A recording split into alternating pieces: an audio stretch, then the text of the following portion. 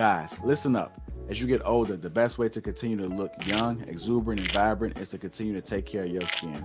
That's why I'm excited to have Teej Hanley as a sponsor of today's video. You heard me talk about them before, and you're going to continue to hear me talk about them because I believe in their products and the positive impact that they have on every man's life. Teej Hanley makes taking care of your skin so easy. They provide you with all the products you need and nothing that you don't. Every box comes with an instruction card that tells you when to use each product, how much to use, and in what order. Lapeef family, I must admit, skincare wasn't always something I always focused on, but since I started using this system, I've seen improvements in the way my skin looks and feels. And you don't have to take my word for it. They have over 5,000 5-star reviews on their website from satisfied customers from around the world. I recommend you start with the level 1 system, which comes with all the basics: a daily face wash, an exfoliating scrub, an AM moisturizer, and a PM moisturizer. In addition to amazing skin, members of Teej Hanley get tons of benefits, including at least 20% off retail price, the ability to customize your box, pause or cancel at any time, and free US shipping. And because Teej Hanley is sponsoring today's video, they're offering my viewers a great deal. Just click that first link in the description and you'll get 30% off the first box plus the free gift. Seriously, that's an amazing deal. Even though it's too early, as I often say, it's never too late. Click that link and get started today.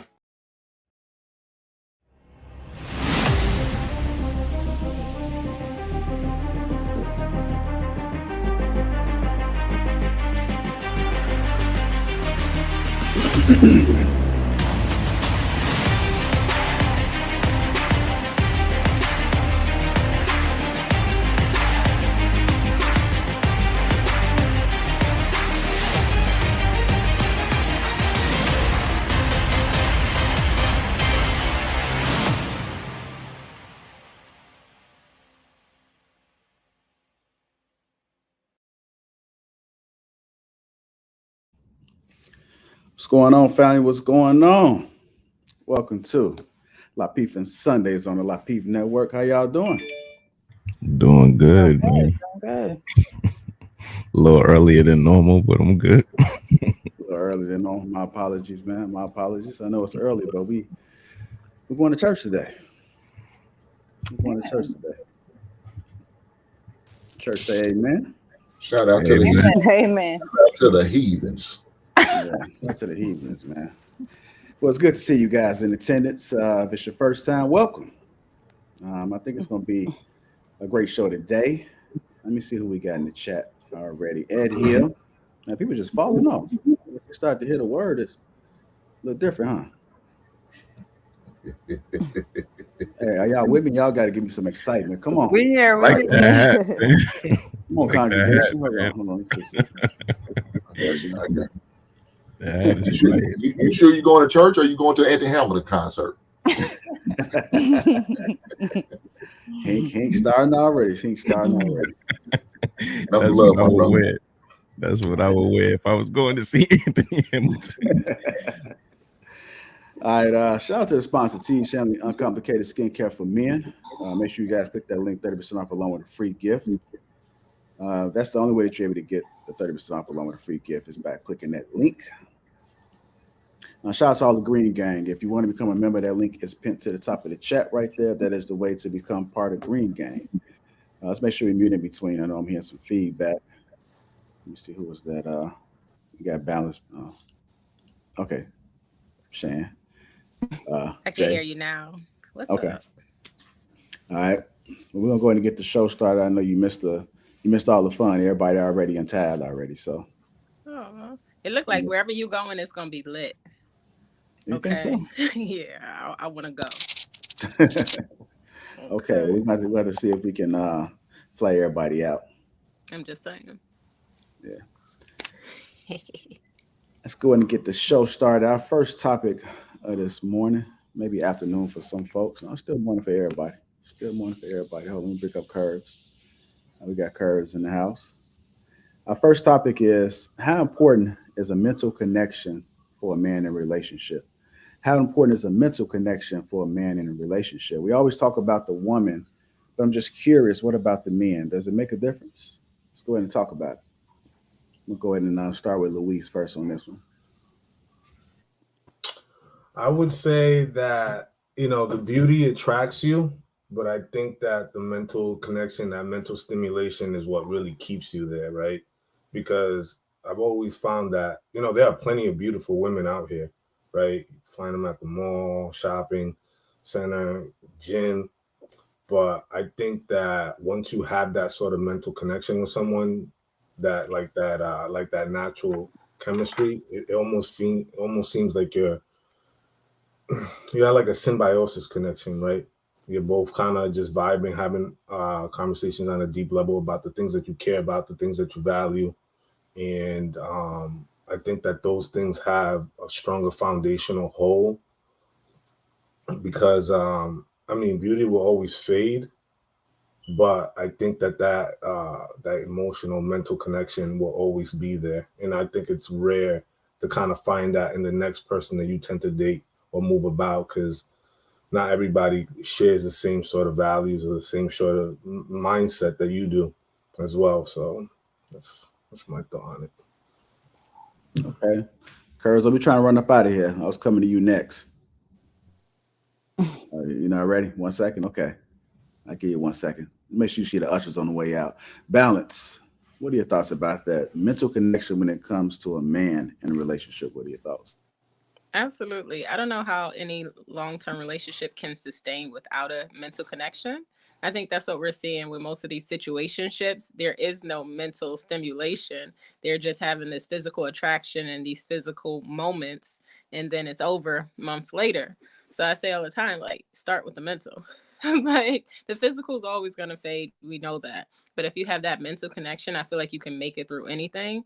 For me, I can't even be attracted to a man if I don't have the mental stimulation from him. I don't care how good he looks because looks are nothing. Like it's so surface. So if we don't have that mental connection, it's just not going to last long term. So I say go after the mental connection. That's, yeah. Brother Hink, do you need a mental connection with a woman? What are your thoughts? Fellas, y'all better.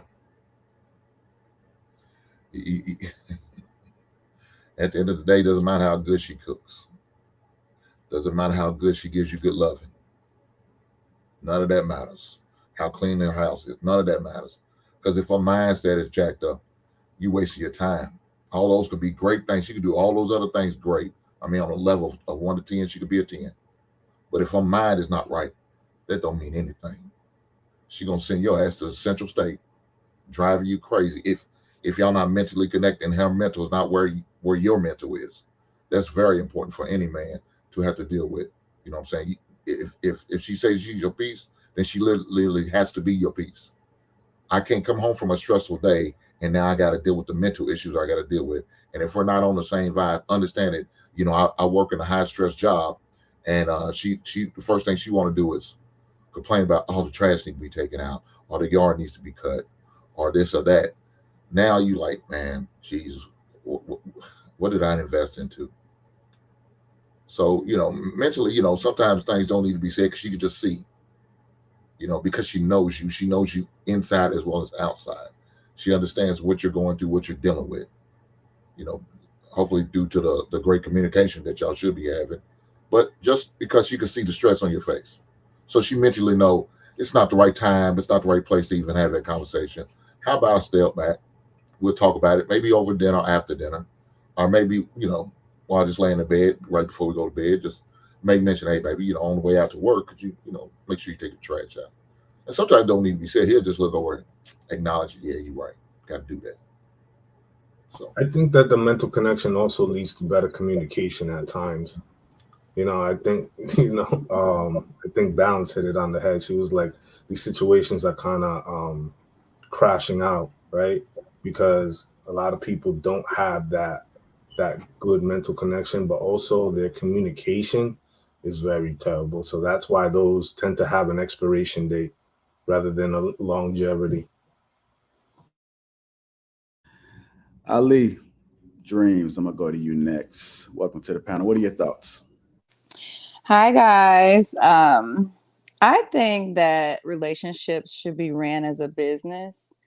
So you should go in it with that type of mindset. So when you're interviewing and vetting people, if they don't have the same mindset as you, how can you run a household, business, anything in the future? And, if y'all not on one accord, it won't work out. And a lot of times men will go off the looks, and get into the bed with a woman, but won't be able to connect mentally with her and wonder why, things won't go any further, and the woman vice versa. So it's very important that men understand that relationships are like a business. And what looks good on the outside might not be good for you in the long run. And mental sapio sexual, Google it, and get in tune with it. That's my opinion. So are you saying that men should approach it as a business, but women should approach it in what perspective? The same way. I think that, is no sex war type thing here with this rule. Women should do the same thing when they're vetting a man. Do you find that a lot of women are approaching it that way? Do they move and operate in that sort of manner? Yeah, sort of I find that men, honestly, I find that men don't do this. They tend to go off the looks, the Instagram, how many followers, if she got a banging body, good looks. And then, get intimate with her and then try, it won't go any further because he's compartmentalized her into this section. And then, it keeps repeating itself. So I think men don't do it as often as women. Women, we try to look at the whole entire picture. We do a lot more research on a man. My opinion, I don't know if y'all agree, but I think that we try to see if the man's mental, if he's a boss, he got a business that says he could probably run a household if he could run a business, right? But, what do you think? Do you think men are doing this when they're dating and vetting women? No, I don't think.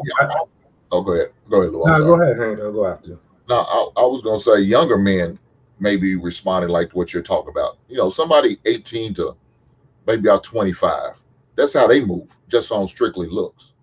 But man, somebody 26 to the end of their time, they don't move like that. They don't move like that. They don't think like that. And to sit there and say we don't research or watch or pay attention. Oh yeah, we do. You just don't know it. Well, it's not the same. Our research is not the same as y'all research. How y'all research and what y'all research for. A lot of research on, like you said, maybe his looks and his income, and maybe his job title. But men look at beyond that. I got to look at the whole picture now.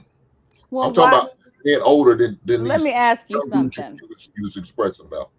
So if this is the case, then why are men like the number one entity in nursing homes if they know how to vet their partner? You know what I mean? And they know, I'm just trying to find the correlation between the statistics, because I'm not going based off the men I know. Yeah, like Black men and men in general are like in nursing homes, lonely at the end of their life because of that vetting. This is statistics. I'm just throwing something out. Old people, men and women are in nursing homes, smashing each other crazy, getting STDs in the whole nine. They're not. It's not one or the other. You know what I mean? Well, if you look up the majority, because you can sit there and say about an old woman's in a nursing home. They're both could be in a nursing home, maybe because of reasons why their kids maybe can't afford to take care of or take them in because their career won't allow them to. Now, to me, it's a selfish child, but it happens. The reason why I threw that statistic out there is because they're saying that men are, as a general, not just Black, white, no matter the race, they are ending up in nursing homes because they don't have a partner. It's not about like finance. It's not about, and the woman. I'm in a nursing home. We both may be at the probably same stage, old and really can't take care of each other. His wife probably can't get up and down the steps anymore, and probably should be moving into a one-level home, a shotgun house. But they chose to keep the home because maybe they want to gift it to the kids or maybe the grandkids. So they chose to keep their home, but they really can't afford to keep up with these homes. You got that all the time. So do you know a lot of 30, 40, 50-year-old men that are married that have vetted a woman to put in their household? Do you know what's the majority, single or married, of the people that you know personally? Personally, I know most of my friends are married. Most of the people I call friends are married. Okay. There's 2 single dudes out of 5 of us right now. There's 2 single dudes. I'm divorced. He has my other buddy just hasn't got married yet. Would you say you're divorced because you vetted right or you vetted wrong? I just wanted. That's my last question. I'll let y'all have the floor. My marriage. Oh. I failed my marriage. That's why I'm divorced. Okay. Well, that's very commendable. Ma'am, I know you're not used to accountability. I know you got your little circle of friends. Y'all don't hold each other accountable. But now you're used to being accountable. Excuse me, Mr. Hank. I failed the marriage, ma'am. Okay, well, listen. Let's not personalize these topics. Ma'am, you just did that. No, I asked you a question. And was your question not a personal question about me? No, I'm saying you said that I'm not used to. You don't know what I'm used to. Okay, but you should have said we're not going to personalize, but you just did when you asked me a question about my marriage. I didn't tell you that you're a failure. You said that you're a failure yourself. No, I understand that. I understand it. But let's move on. Let's move on, sweetie. Because we won't you don't know me. It's so from a can of paint. You don't know me from a can of paint to say that I don't know men that are accountable, but you will say that because I didn't say men. You said you're used to men not being accountable. Or women. And I said we used to be around women who are not accountable. Most of y'all not. Y'all don't hold each other accountable. I've seen many times on this show, women don't hold other women accountable. Well, I'm new to the show, and I hold myself accountable. LAPEEF Sunday, baby. I appreciate you welcoming me. Where's the sound some trauma? This is the welcome. Where my ladies at? I'm mobile right now. Where are my ladies to help me? Y'all just gonna leave me in the jungle? I don't agree with what you're saying. That's exactly what I'm talking about right there. Where are my ladies at? Yeah, I don't agree. Hold on, let me get to Precious. I don't agree. Men, if you're seeing that men aren't vetting women in that capacity, maybe it's just a group of men that you're around, because most men are logical. They're going to vet for mentality because they want peace of mind. It's not necessarily that they want peace at the house clean. They want peace that they're getting cooked for. They want peace of mind, meaning that when they come in from being out, they don't want to still feel like they're still out in the world with their woman. So most men are going to vet you. They're going to know who the bust down is as opposed to who wife material is. And men know that real quick. It don't take much. When you start opening your mouth, then it's very easy to identify who you are. For men. Okay. Can I respond to that? Sure. Okay. I think that I absolutely agree with you. I never said that men don't know how to vet. I said they're not vetting when it comes to relationships. I think that when it comes to the word situationships and side piece, these are men terms. Women don't go around calling themselves side pieces and I'm in a situationship and glorifying that. I think this is a way for a man to compartmentalize different women in their lives. So, as you stated, you're absolutely right. They do know how to vet, but do they follow that as a whole? I don't know, because where does side piece come from? Where does situationship come from? And then wait, go ahead. Yeah, so I gotta step in for a second, because you used Instagram as your launching pad for your entire premise and argument, right? I find that Instagram is just more of eye candy, and I think you're conflating short-term attention for long-term retention. Yeah, but that still doesn't deflect from what I said. If it's true, it's true. I said that there are men who go around compartmentalizing women, knowing that this woman isn't mentally connected with him, but he's physically attracted to her, and he's will. Right. And then he will become sexual with her. But this is also, just because you're a man doesn't make you not want the best for yourself. So if you know that a young lady is not mentally prepared to be a woman in your life, don't sleep with her. Don't even talk to her. Don't compartmentalize her and use her as a side piece or a situationship. This is what I'm speaking on. I'm not directing it towards the man on the panel because I don't know you from a can of paint. This is my first time on here. So I would appreciate if everyone yes, I did use Instagram as an example because I know a lot of women who look good, who have 80,000 followers on Instagram, who don't know how to even add, who Pay can't a light read. bill. Exactly. So, and I know them, and they sit courtside every game, and every celebrity wants them, but they're also compartmentalized. They're not wifed. They're not, but they still got men in their face that know that, hey, this woman isn't right for me, but I still want her Short-term around. attention. That's what I'm saying. Yeah, But so you know we're in what they want them agreement for, there. Right. So we're saying She's the a same throat thing. genie. The 20 minutes, that's all they want them for. What was the I agree. Yeah. All right, y'all. Let me get Curves in there. They don't Hold care on, about let you. me get Curves in there. They want you Go ahead, 20 Curves. minutes. I What are your thoughts? kind of missed the question. It went out for a second. I know you're talking about mental. What was the question? It's flashing at the bottom. Can you see it at the bottom there? I'll read it to you, but can you see it? I'm just curious. How important is mental My bad. connection for a man in a relationship? Did you hear it? I mean, I really can't speak, but I would say it has some level of importance to them, especially if they want to be in a relationship with you. I don't think they were just a bust, but if they be with you, a mental connection is important. And like I've said, it's important to set up a certain type of atmosphere for your man.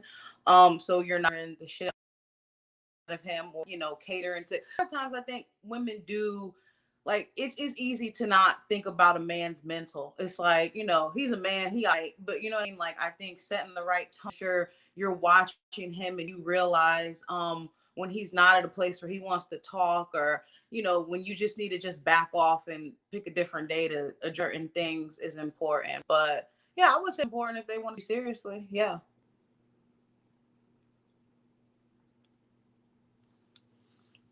Okay. All right, Miss Shan Monet. What are your thoughts about it? Well, this is a guess because I've never been a man.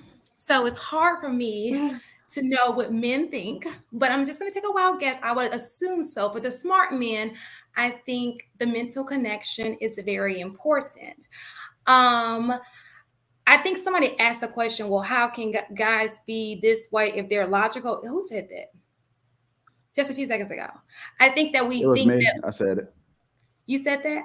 Well, Yeah. I think that logic and morality are two different things. So guys can have put logic into something, but that doesn't mean their morals are going to play an important part in that decision. But I do think I would hope mental stimulation, what's it called when you're mentally stimulated to somebody because you guys it just turns you on a little bit. What's that called? It's a Sapiosexual. one of those sexuals. So, and like I think somebody mentioned earlier, just your day by day, if you guys don't think alike, if you're not on the same page, I can only believe that's going to be more arguments because you don't value the same things. You're just not connecting with each other mentally. It'll just be a sexual situation, I suppose. And it's probably one of the few things that keeps her in the sexual relationship and doesn't progress her to being the wife, possibly. Again, I don't know. Never been a man. That's what I got. Brother Jay, what are your thoughts? I mean, I think definitely a mental connection is one of those things that put cushion in the relationship. You know what I mean? Like, she can see it on your face. She can see it in your eyes. She knows that something's going on. And a lot of times we move around and people have no idea what we're going through. You know what I mean? We walk into a workplace, we walk into a supermarket, we walk and we be like zombies because we, playing so much stuff in our heads, whether we beating ourselves up about something that failed or, just a bunch of things, man. Your relationship with your father, your family, whatever it is, man. We walk around and, smile and wink and what's up, nod, but meanwhile, all that stuff is turning. A mental connection is, you have somebody there that will let you walk in the house, go to your man cave, sit down, kick your feet up, and they'll just know, like, let me give him a second. He might be hungry. He might be thirsty, He might want some chicken and waffles. He might want some, whatever. Somebody that's able to read that energy. And I mean, that helps a lot. You know what I'm saying? That You're makes you thinking feel more good. telepathy, right? I mean, not read your mind. Nah, I mean, even though that's what everybody expects everybody to be nowadays in the dating game, like, he should know. Not that, more just feeling a person out, knowing what they're going, knowing how they work things out, and seeing that they're working something out and knowing what to do to cater to that. That's what I call a mental connection.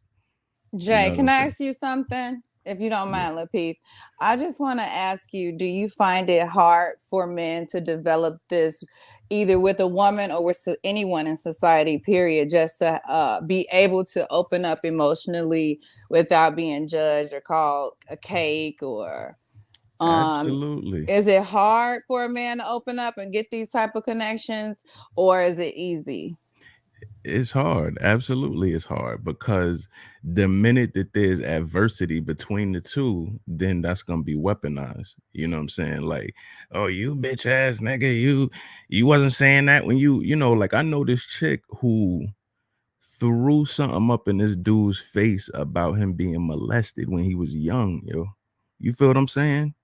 Like, threw it up in his face during our argument. This was something he opened up to her about. I couldn't even imagine how hard that would be to, as a man, to say, yo, this happened to me. And then you gonna throw it like, nah, I can never. And then, I feel sorry for the next person that he deals with, because that's just as much he's gonna keep in, because she threw that up in his face during the argument. During the argument that ain't had nothing to do with that. You know what I mean? Just bow, here, nigga. But also, too, I think there's a point, Jay, where you do open up. I mean, I don't think in general or even in mass, men are out here opening up and being vulnerable to every woman that they're dating, courting, or even in a situationship with, right? I think that there's a select few that do it. And I think that takes time. I mean, it's like a gradual climb with that, with that level of vulnerability, right? Because it's like it's like giving the most sacred part of yourself to someone else and trusting that they don't use that and weaponize it against you or throw it up in your face, like the example that Jay just finished giving. And I think that comes with that mental connection. I think when you establish that solid foundation, that real mental connection, right, and you're both in coop with each other, I think that that's when that happens. Those tough conversations, those intimate conversations about yourself and about your past or any transgressions that you might have had, right? That's when you have those. I think people are missing all the steps. They're going from one and jumping into five as opposed to going through 1, 2, 3, 4, making sure that people are effectively listening to you, showing up in a particular way in your life, right?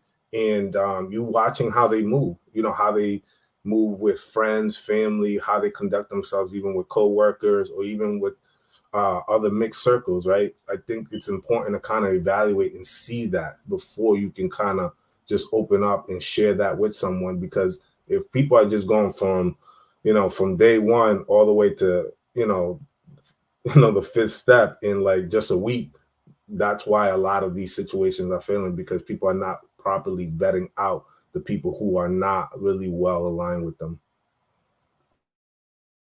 Facts. Yeah. And another thing, last thing, I think we share stuff with the wrong people. Like, to your point, that Instagram models that you was talking about that look good but can't rub two pennies together, they are deviants. You know what I'm saying? And they've been through a lot.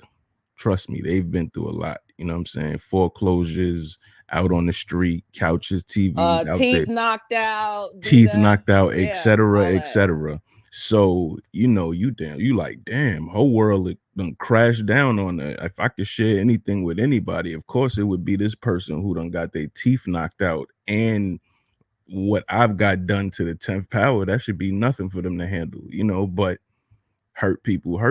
So the minute that they know they're going to use that against you, because that's your Achilles heel. So I think a lot of times that's another thing. We disclose stuff like that to the wrong people. The right people are professionals, realistically. And that's kind of what I was saying earlier, that how the society just doesn't allow the man to be so vulnerable when he's entering into these relationships, because it can be used against him. So that's why I was saying that men should be able to have those mental connections more, but it is a wall that you have to break through, because, you know, society doesn't tells men, hey, don't cry, man up. What you crying for? You got to be a man, you know? And how can you really be vulnerable enough to build a mental and emotional connection with the woman right away if you have society telling you can't cry or you can't open up and express yourself? Not all men, of course, but when that happens, like he said, it might get thrown in his face. So I was speaking to that. Well, man don't have no problem with being vulnerable with another man, because we both have an understanding. The problem comes when we try to share it with that woman. Again, like Jay said, it's thrown up in your face. So men test these chicks. We're going to talk about it later, and I'll speak on that more too. But I wouldn't give him nothing major. Like what my man said, he was sexually violated by whatever sex that was. It doesn't matter. I wouldn't share nothing like that. Not with a girlfriend, not with a fiance. Now, if she's my wife, and I blessed her with my last name, then I could share something like that with her, and pray and hope that you vetted her well, and then she wouldn't throw nothing like that back in your face. But I would share something small. I lost my job because I got caught stealing copy paper from the copier. You know, something stupid like that. You know what I'm saying? I'm not saying I ever did shit like that, but I'm just saying, something that's small. Don't judge me, y'all. I definitely judged you. I was like, wait. I know you did. I expect Stealing boxes you came on your for day me, off. baby. I saw why you came for me. You Right, stealing copy paper. No, I don't steal copy paper. Now, come March Madness, I'm going to play plenty copy of brackets. I'm not going to lie. Brother Hink. Anybody else want to add anything? Once, going twice. It gone.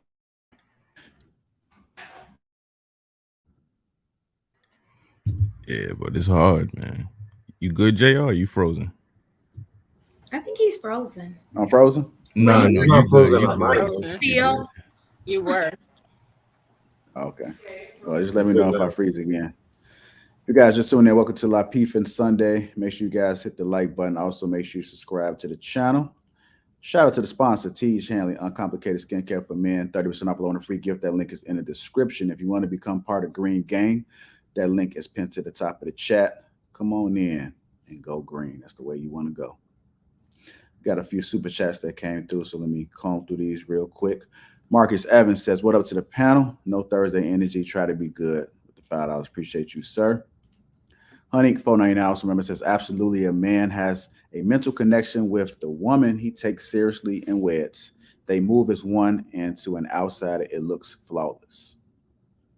I had that conversation before, man. You could just kind of tell the people that's happy after spending many years together. They just vibe a little different when they're out in public compared to some other folks. They just sitting there on their phones, just scrolling.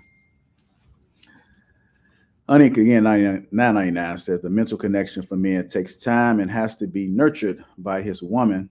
And if she handles him properly, her access to his vulnerability will be endless. And lastly, B Sharp 199 says TU in the house. Shout out to the Skigi fam, Shante. Okay. Another one says, my man JR looks like he about to put some chicks on the table on a blade. Sophisticated jerk. Appreciate you, sir. What else we got? All right, that's it for right now. Just want to say thank you if you have supported the channel. If you haven't super chat, it's okay, because guess what? You can also like and subscribe. That is also a way that you can show support. If you want to donate, we'll take those as well. But just hit the like button right now, and that'll be just fine. We'll move on to our next topic of this early afternoon, because it's about to transition to afternoon. I do have a clip for this one. Do women prefer men with money over looks? Do women prefer men with money over looks?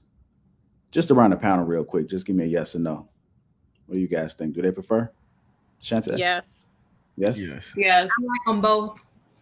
You like them both? Okay. You That's what I was both. gonna say. You gotta have both. You gotta have both.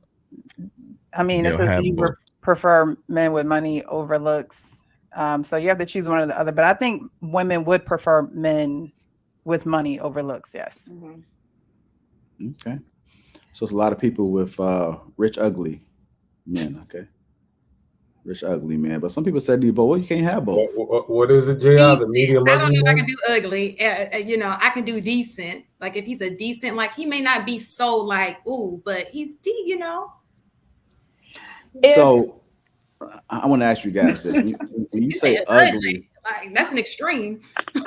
When you say ugly, is it the face? Is it the way he dressed? I mean, does right? Some people look at ugly ugly can be. It's the whole package.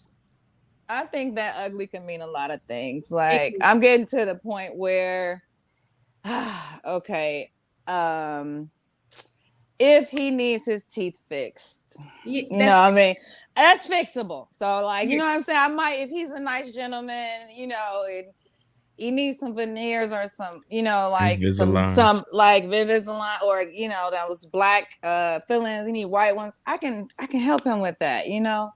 If his hair, you know, is messed up, I can help him. Like, but if he's like, it depends on ugly. Like if you like overweight and I'm super petite, then it just won't match. You know, that's not ugly, you know, but this ain't my type. I don't call people ugly. You can't be out here with money.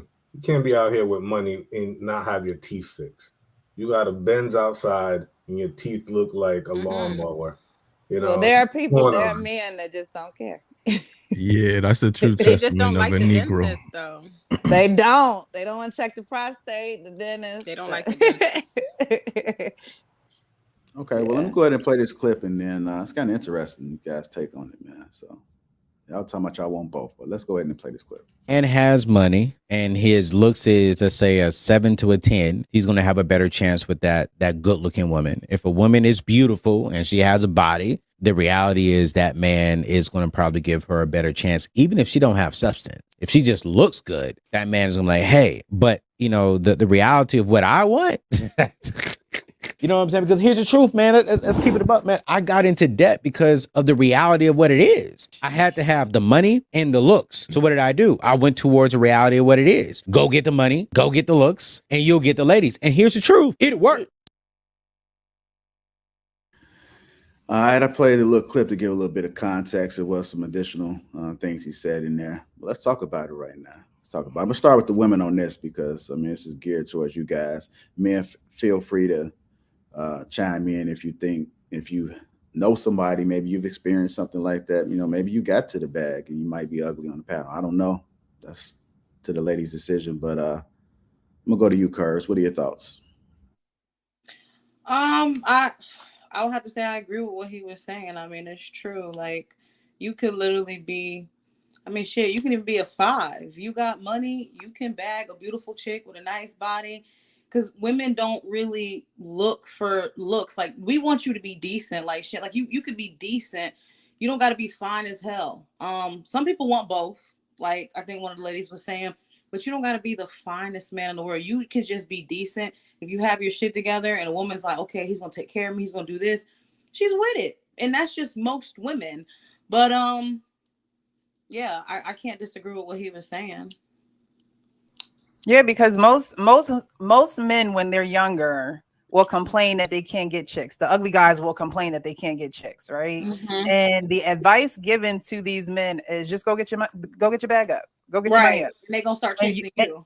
Right. And so in society, the reality is if you are financially secure, that's going to be attractive to a woman. It's not necessarily how you physically look. Of course, she would like you to physically look good too. If in a perfect world, you could have both. But in the imperfect world, you know, if a woman is attracted to a man, there's a few reasons why she's attracted to him. And security is one of them. Right. Yeah. And just like, I mean, and men value different things. Men value looks more. They don't care if a woman might make 6 figures. Like, do you look good? Am I attracted to you? That's what matters to them. So what we care about is just different. what we value is different. Yeah, and you know, JR, with these questions is like prefer men with money over looks. I think it's a combination of things. It can't just be like money or looks. Like you gotta have a combination of things, because if you just have money, that's not enough for me. And if you just have looks, that's not enough for me. Like I need some character. I need you to have your lust under control. I need you to know how to raise kids. I need you to have a whole lot of things. So this either or Balance, balance. I need some balance. Exactly. So this is going to be a little strange for me, but for the majority of women, I think the baseline should be you could take care of a family. That is the baseline. You know, everything else we could add on to that, but if you can't provide, it's like, what are we doing? So that's just my opinion. All right, go ahead, Ali. What's your thoughts? I think that I prefer the bag over looks, because I know that if you got a bag, we can go get your teeth fixed. If you're overweight, we can hire a trainer. Like whatever the case may be, you could get it fixed. I could care about personality in the bag over. You ain't gotta be I can't. You gotta be over. Like you gotta be tall though. You gotta be over 5'11". I'm sorry. It's very rare. That's my personal preference. Wait, y'all don't come from me. But wait, Ali, how tall are you? Wait, that's I'm a complex because I'm little and I want to feel protected. I'm 5'1", so you know. What if you got a strap, he can protect you. You good? She's 5'1". But I feel like I could push him around because I got I'm like 150. I mean, little men is just so yeah.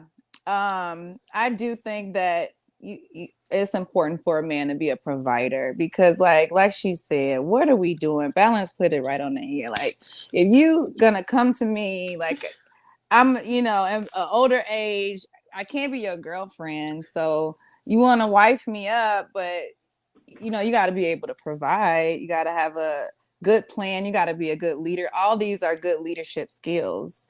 Because we're at an age where if you don't got it together by now, I don't know if you're going to get it together. So. Facts. I dated a man. He had money, but he had like halitosis. So it was like, it's just the money's not I enough. don't think that's curable though. I think that's a stomach issue. Right. I don't think you could cure that. Can't what could you do with that? It's like, you got the money, I'm but sure I can't there's even something be in that can be close done. proximity. Oh, look, you got to floss.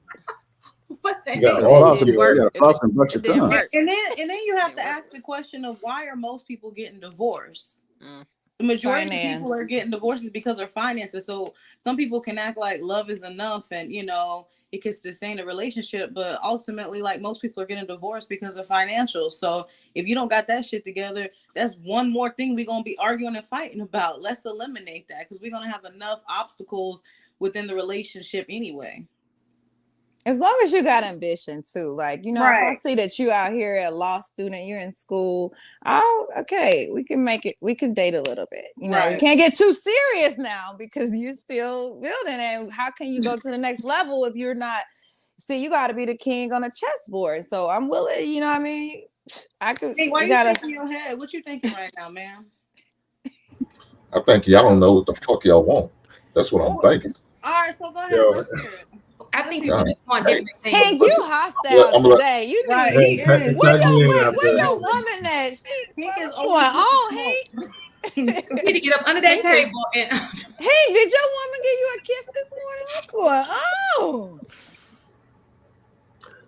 Go ahead, man. Why don't we know what we want? I would like to. I'm gonna let you ladies finish. I want to let you finish. But you asked me a question. Right, I want to hear him talk. I understand, Curtis, but you asked me a question, so I told you what I'm thinking. But I'm respect the panel and let the rest of these ladies finish. We want to hear from you. All the women, we want to hear from you. I know you do, and I don't blame you. You cocky. You better have $1 million in the bank the way you talk, baby. Because you a boss. You talking like a boss. You better be one. Go ahead, let us hear it. Let us hear it. Let me take this one too, Hank. I hope that a lot of men who are working securing the bag are not waiting to find women so they could fix and upgrade whatever cosmetic deficiency that they have, right? Like, you should have a skin a facial skin routine. You should have your beard, taken care of. You should go to the barbershop at least twice a month. You know what I'm saying? The gym, investing in yourself physically, mentally, in every other capacity. I hope that dudes is not waiting and like, okay, I got the bag and I'm just gonna find this chick and she's gonna, fix all these things. Like, you should know how to dress. And then also too, I'm curious about these men in their circle of friends, because in my circle of friends, like, if something's off, we're gonna tell you, hey man, you're gaining a little bit of weight, man. What's going on? Like, you hitting the gym? Like, hey man, like, you look like you haven't had a haircut in a couple of weeks. What's going on, man? You all right? Like, what kind of conversations are you having with your circle of men that are going to check you and check your temperature and be like, yo, you good? Like, you seem a little bit off these last couple of weeks or month.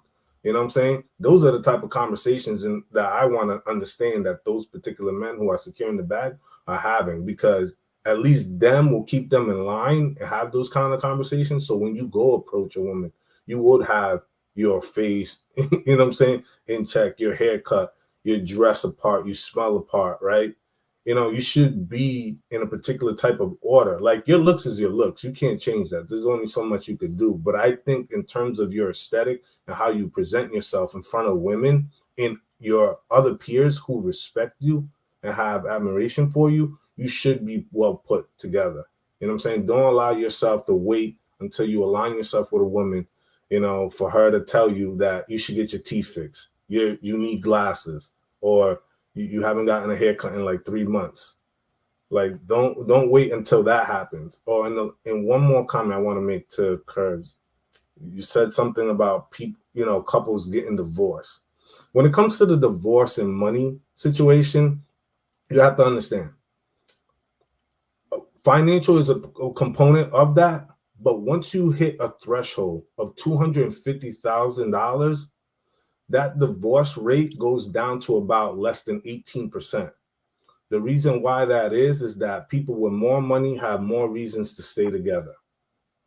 Everybody under that threshold are in that higher divorce bracket. So you're agreeing with what I'm saying? Like, if you have a certain amount of money, that eliminates certain issues. But you're saying the broker people, they're the ones getting divorced. So we're saying the same thing. You're just, saying it in a different way.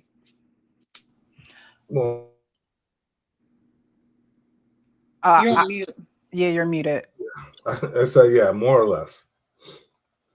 I will say there are men who have money who don't flaunt it. You'll never know that they have money. So the men who need to fix their teeth or upgrade their wardrobe, they usually don't do that until they have the woman. And so, like Louise saying, it's like, don't wait till you have that woman. But a lot of men prioritize their money in a very different way than society would have them prioritize their money. But they're focused on that rather than their looks.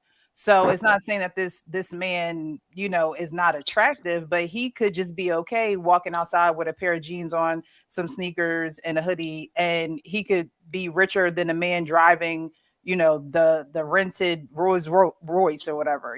Some men carry themselves very differently when they have money and they're okay with the Joe Schmo look. And then when they get that beautiful woman, he allows her to nurture that look or nurture what's going on with him.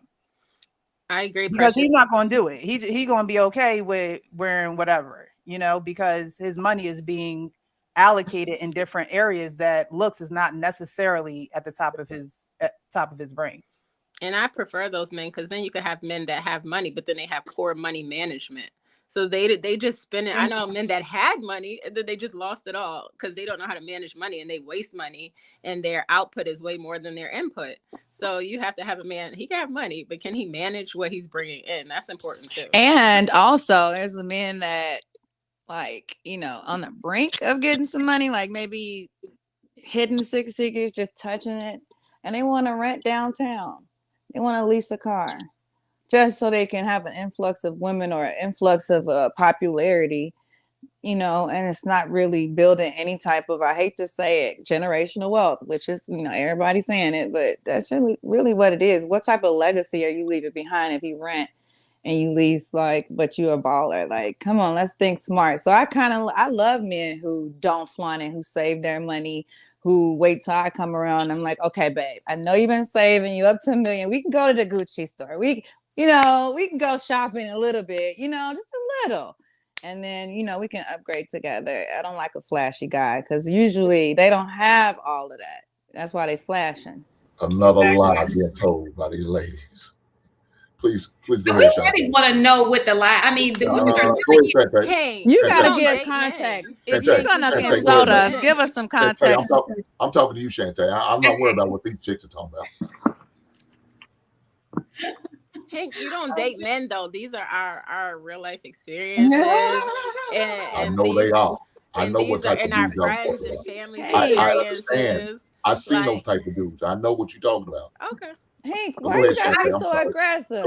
Shantae, go ahead. I'm sorry, baby. You're so silly. I think I've seen guys. I have a network of guys who I feel are very successful men, and I would even say that some of them, I think it has to be a balance. I don't think, unless you're talking about a gold digger who just doesn't care, you're talking about a woman who you have a connection with. I think that they are both kind of important. I mean, amongst other things, obviously, but because I know some great guys who have money and they just cannot get a woman. And I'm talking about, these are good guys, and they are, when I say good, meaning they're nice guys, but they're not getting women. They have great jobs, like great jobs. So it's just like, I think it just depends on the woman. You have women who they see money first and it's like, oh, it's all about the money. And I don't care about anything else is the money. And then you have people who are like, you know what? Like, I think it was, what's your name? Balancing. I don't have my glasses on. Probably would never wear them. But anyway, Balancing was kind of saying how, it's more things, more compartments. Obviously, money is important. And I feel like the more money you have, maybe the less attractive as far as physical you can be. Doesn't mean you can be ugly. Just means you can be a little less attractive. Okay. Because you have to have a sexual connection with the guy, right? So, I think that that's the case, but does it mean you have to be this rich guy? Most men are not rich. Most married men are not rich guys, and they have successful marriages. So I just think it depends on, I think that it sounds so crazy because it just depends on the woman. Some women care, some women don't care. Some women are, it's just per woman. I think that's like the starting point. Like, when y'all say she got to look nice, or just a starting point. You got to be a little attractive, and you got to be able to afford a date. You can't be offering a woman a coffee date or a meet up at your crib. You gotta be able. I take coffee dates. Nothing wrong with a coffee date now. I take coffee dates. Well, I personally, I like a little more intention and effort from a man. Hear that. Let me finish. Hold up. Let me finish, y'all, because I know y'all gonna get on me. And I like it when you get on me because listen. I bet you do. You know what, Hank? We're gonna fight after this. Where's that soundboard when you need it? Let me tell you something. Okay, when you're attractive, you attract everything. And the way that I weed out people is I don't do coffee dates, because that tells me that you probably are dating multiple women and you have a dating budget. Bingo. And you're trying to fit me in that. And you don't feel like I'm good enough for an hour or two of conversation over a meal and drinks, because you haven't taken the time to vet my mind and my heart. You talked to me 2 times. You text me 2 times. You haven't even called me. This is how I vet men, because if you can't sit with me for 2 hours, that means you haven't vetted me properly enough to know that I'm deserving of so much more. And even so, I don't take myself on coffee dates. So why the hell would I allow a man to take me somewhere that you like? No. Hold up. Let me finish. Let me finish because I'm only drinking coffee so I can stay awake, because I've probably been, doing things all night, like taking care of a household. So when I'm going to work, I'm getting a cup of coffee. It's jittery. It's giving me work vibes. It's giving me an interview. And I need intimacy. I need to get to know you in an intimate way where you're being vulnerable. And can you really be? Run into him during lunch period? I'm not doing it. I'm not doing it. Y'all let him finish. I'm not let her get it off. Yes, let her finish. Yeah, I'm not allowing a man to fit me in his schedule very quickly because I am something to attain, and I'm something that you really want to get to know and see if I'm on your team or not. And you can't really do that over a jittery coffee and a coffee date where someone's studying next to me, someone's in a business meeting. It's not my cup of tea. I don't knock women who do it, because y'all want to just get through it real quick. Y'all want to give them 30 minutes. And I'm not going to get in my designer car, my luxury vehicle, put on my designer clothes, even though that's nothing to me. Hold up. That's nothing to me because I'll give it all away in a minute for the right. You know what I mean? It ain't nothing to me. But I'm just saying I'm not doing that to go and meet you for at Starbucks or some little quaint coffee place that you done looked up on Google. If you can't take me to a 5-star Michelin restaurant or someplace nice, at least you could research, even if you want to do free. If you're on a budget, you could do a free museum. I might meet you there. But you ain't going to take me for no coffee and a Danish. But go ahead. Now, let me say something. Y'all ladies talk enough, man. Go ahead. God damn. Go ahead. So, men, I'm talking to you guys, because these type of chicks, that's what I be talking about. That's why I wanted to balance. They don't give a goddamn about you. They don't give a shit about your black ass. Example 1, Ali. Don't want to go on a coffee date because I feel like I'm better than that. I'm too good for that. I'm not going to jump in my luxury. Why would I go someplace I won't go by myself? Allow me to because speak. You invited me. I didn't interrupt you, ma'am. Don't attack me. Don't attack me. Please allow me to speak. Let him finish. So, okay, I'm not going to attack you personally, but women like this. because you sound like a misogynistic man. Okay, thank you. Women like this is an example of what I'm talking about on a regular basis, but she's not the only one. Because she's dealing with Instagram dudes. That's the type of dude she's talking about. She want the money and the looks. Yeah, he gonna show you all that, but he owns nothing. Matter of fact, he don't own the shirt on his back. But you'll get him because you think he's got the bag and he's got the nice looks and he's 5'11". Yeah, that's what the type of dudes you want, and that's cool. It sounds like you've been hurt by a beautiful woman. It sounds like you've been hurt by a beautiful woman. And just because I'm beautiful doesn't mean that you can categorize me in the same category as that woman. I have substance. Hold up. I'm beautiful to you too because that's why you targeted me. I have to be beautiful because you're targeting me. You're targeting me. And I have the right to think and feel how I want. You can't censor me. Because you don't own nothing. What do you own? Can I finish? What do you own? Can I finish, ma'am? As a whole. Can I finish, ma'am? Because I want to know why you seem to put me in a category as some ratchet women who use men. Ma'am, I'm letting you. I'm having a dialect with you. Go ahead. Go ahead. I didn't say nothing about you using men. I'm not going to allow you to sit and degrade me. That's some dumbass shit. That's what black men love. A lot of black men love to do. And you're not going to do it today, but you can go ahead and talk about another woman. But I want to allow you to do it while I'm sitting here. Again, go ahead. This is the type of woman we're talking about. So we talk about the mental part. She doesn't bring peace. And like, she just gave you an example right there. Talk about the sign language. Yeah, it's all right in her. It's all right there. So you're an example type of woman I teach my son. So you're good for the network. You're good for the program. You're good for the world because you're the example I use. You're the type of woman who's fake as hell, who walks in a lie, who lives a lie. Fake? You don't know me from a can of paint. No, let's not throw shots. Listen, let me tell you something, mister. You sound like a bitter Kevin Samuels. You must be a Kevin. You Kevin Samuel Jr., huh? You want to degrade black women because I am a black woman, and you don't know me from a can of paint. You don't know me from a can of paint, but you want to sit and categorize me as some gold digger. You guys. No man want to know that. Boy, you should go to hell. No. How about y'all let me finish? I had the floor. How about you go to hell? Go ahead, Ink. Just go ahead and speak. Before she started interrupting, I had the floor. I'm going to interrupt this ignorant shit because you're not about to sit and degrade me. When you were spewing your mess, I didn't interrupt. I didn't spew shit against you. Boy, I don't even know you. You are not on my radar. You acting like a boy because let me tell you why. A grown man would never sit and degrade a black woman and knowing that she's double marginalized more than you. A black man would never. I didn't didn't talk about nobody. I said a man that's approaching me. That's not you. See, if you didn't like me and find me beautiful, you wouldn't care. You would not give a fuck on what I say about another man who's approaching me. Because you know why you care? Because you know I'm beautiful, and you know you like, oh, I can't have a woman like that because I don't have the money to afford her. That's okay. If you can't provide, that's okay. That's okay. I get it. First of all, you're not my type. You can't provide. That's why I'm not your your type. Okay. No, you can't. No, you can't. Ali, I don't provide for trash. Let's just let him finish. I don't provide for trash. Yeah, it seems like you're trash. You're the one who's insulting black women.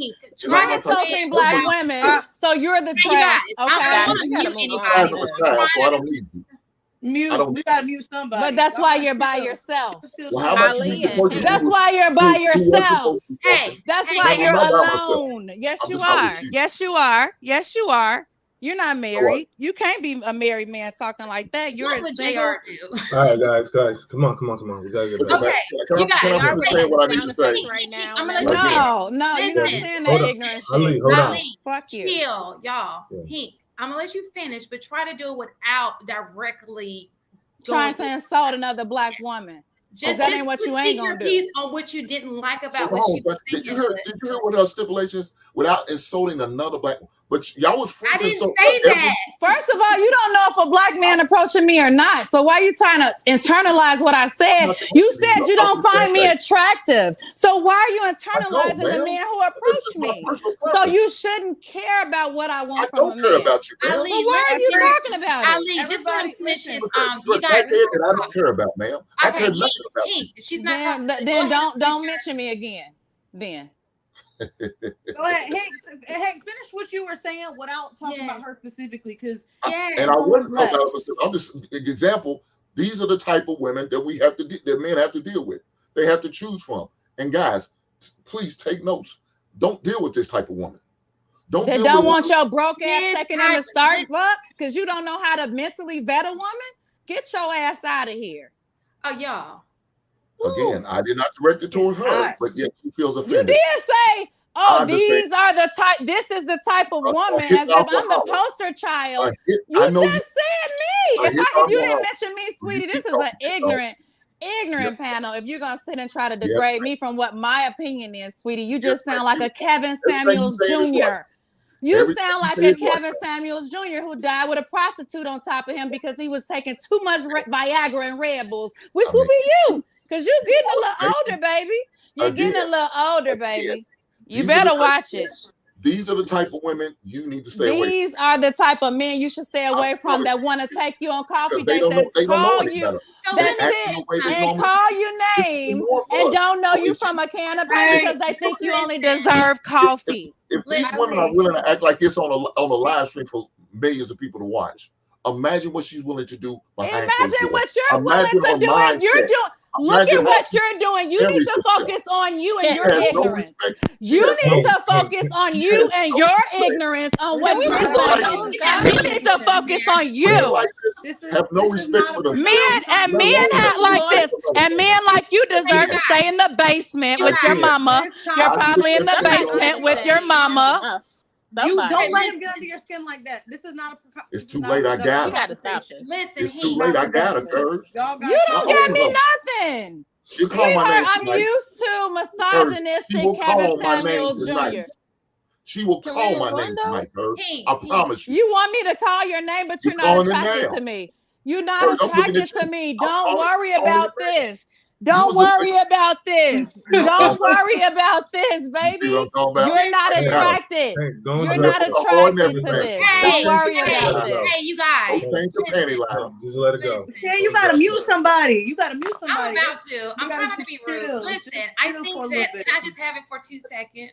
Just chill. Listen, y'all, we got to be able to talk without the argument. It's like giving headache. Okay. So I understand what you guys are saying. I think that when you say that a man, because he takes you on a coffee date, that automatically equates to him being broke. I know many of men. I've never said that, Miss Shan. I said it. I never said that. I called that man broke. Okay. I called that man broke. Hold on. I said he's broke in the basement. Listen, don't put words in my mouth. She didn't say men are broke. You did. Pretty much. She never said men were broke. Yes, she did. No, I didn't. No, she didn't. Hold on. Can I said equate. It kind of equates. Let Curves talk. Can I just finish? She said she wasn't saying. Well, she agreed with you. You want to hear that? What she was saying was she feels like she's more valuable than just a coffee date. She would like for you to take more time with her, show her like I don't mind spending 2, 3, 4 hours with you. I'll take you out on a date. She feels like she's worth more than that. She said y'all, she literally said y'all can do what y'all want to do. If y'all women like that, if y'all are okay with coffee dates, cool. But for me, I want more than that. And I don't think there's anything wrong with that. You guys act as if people are not allowed to have their own preferences or what they want. That's fine. If she's not okay with that, cool. Balance says she was cool with that. I think Shanti said she was cool with that. So some women are cool with that, but that doesn't mean you're less or more than. She just feels like that's not what she wants. That doesn't mean that men who take women out on coffee dates ain't shit. She just feels like that ain't for me. That's exactly what she said. Okay. Well, listen. Hold up. I don't want nobody else speaking for me. Hold up, Shan. I don't want nobody else. Hold up. I don't want nobody else speaking for me. I'm gonna speak for myself. Hold up. No, Curves, you hit it right on the head, and I appreciate you for even doing that. You didn't have to do that. Nobody else speaking for you. Hank, Mr. Hank, listen, Mr. Hank, because she said exactly how I feel. I don't want nobody Hold up, Hank. I'm gonna let you speak because we're gonna get on the good. Okay, let me finish. Everybody, let me finish. And I was because you were insulting me. I was the one who was originally supposed to be talking. Because you were insulting me, and I'm going to clarify what I said. I was insulting the statements that you was making, not you. Okay. Yes, you did. Hank, you did. I feel offended because you did, and I feel like. So let me. Yeah, you did. Wait, let me talk to him real quick because I want to. You want to get each other's number and just talk one on one. Okay, but you put words in my mouth, so I want to clarify what I said. What I'm saying to you is, I heard what Curve said, and let me apologize. Okay, I apologize if I got what you were trying to say wrong. I apologize, but no, Hey, what's going on? It's getting turned up over here, Lapeef. Okay, you missed a whole I lot. was listening. Listen up, y'all. We have to be respectful on this panel. The Sunday show is a different vibe. We got to make sure that we're not going back and forth. So I don't want you guys to be sitting there arguing over that. We shouldn't be doing none of that. Thank you. I appreciate it. I just felt really offended and disrespected because of my opinion. I never ever said that Hank was anything. I started calling him broke after he said that I'm unattractive and I'm somebody he would, and every man needs to look at a woman like me and stay away from women like me. And I felt really offended because as a Black woman, we get enough heat. When I go into an interview with a white boss, I get enough heat. When I go into my white job, I get enough heat. I don't want to get heat from my brothers, the men that's supposed to protect me, because of my opinion. That's number one. Number two, I never said a man is broke because he wants to take me for coffee. I said that it's informal. I said that it gives me interview vibes. It gives me that has a dating budget. It gives me, and that's not being broke because you have a dating budget. That gives me that you're dating multiple women and they get $20 each. And you need to space out your time. You only got an hour per person. And I want something more individualized that's specific to me. I don't like coffee that well like that. I told you I drink it for work. So why would I allow a man who's approaching me to take me to a place I don't want to go? And I don't frequent. Now I've been called a gold digger. I've been called stay away from these type of ratchet women. Like, I don't know where you came from with that, Mr. Hank, but it was very offensive. So that's what we're going to do. This is what we're going to do. We're going to go ahead and get back on track. We got one more topic. Can we not answer it? Can I not bring him? Because I was trying to get an opinion in there. It was just... All right, go ahead, Shan. I just wanted to say, and I get what she's saying. I absolutely, now I get it. I completely understand. But I don't think that any woman should should knock a coffee day. I think that that's a great opportunity to get a person to know a person in an informal way. You're not dressed up. You see what they're going to look like every single day that you're with them, because everybody doesn't have to dress up. And also, it's a great time to have conversation. You can always know what a man makes by just his profession. I mean, I know a lot of physicians who do coffee because they work at night. You know, some people, that's all they can do is do a coffee day. And for me, I don't give everybody my nights.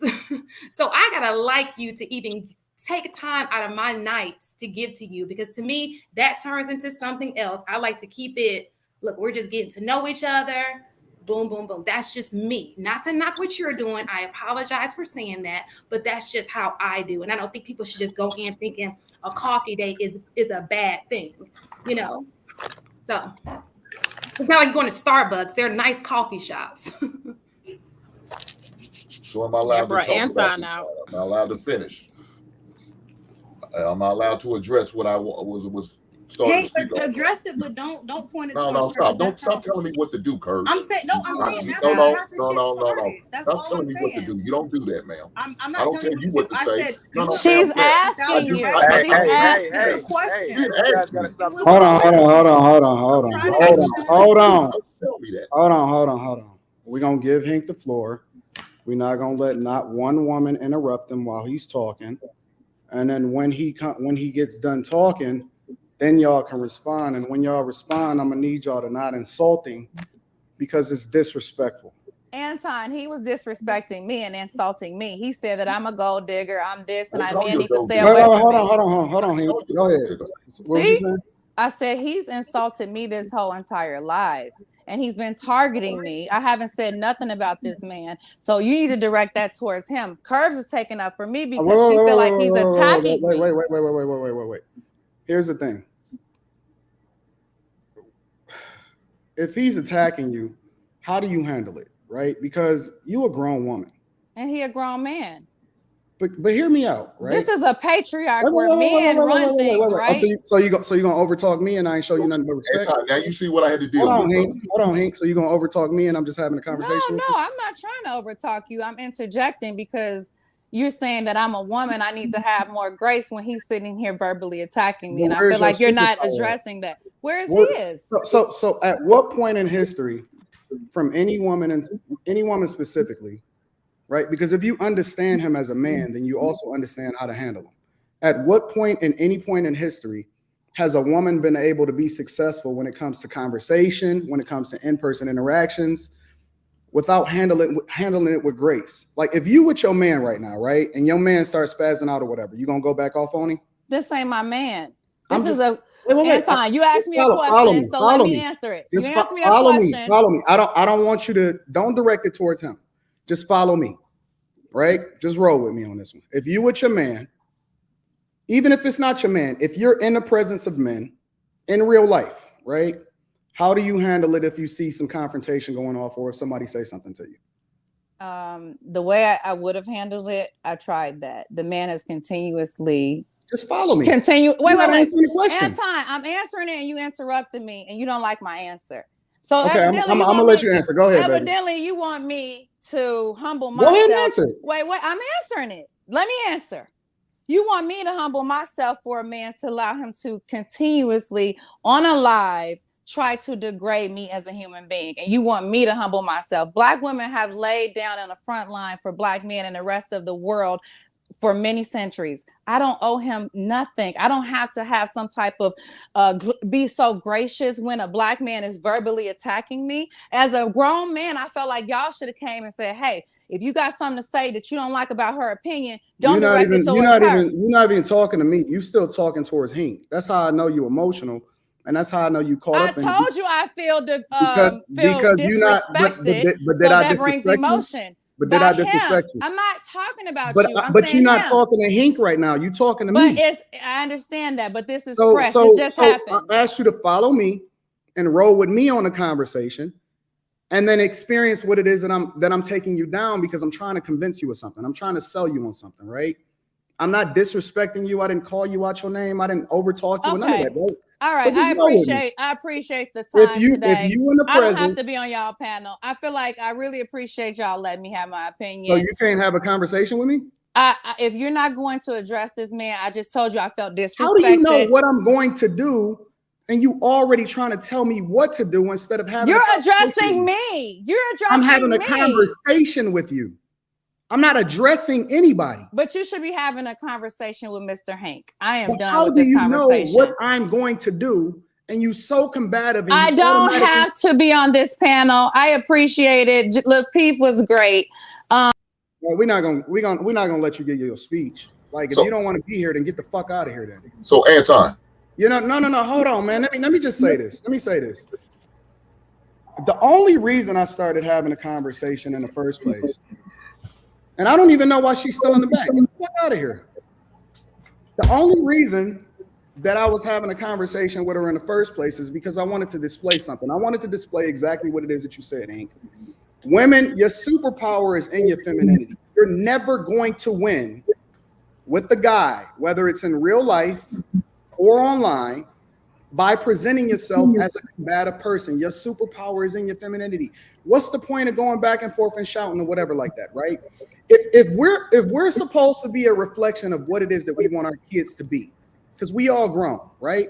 Why would you sit here and attack a guy? Why would you call a man out of his name?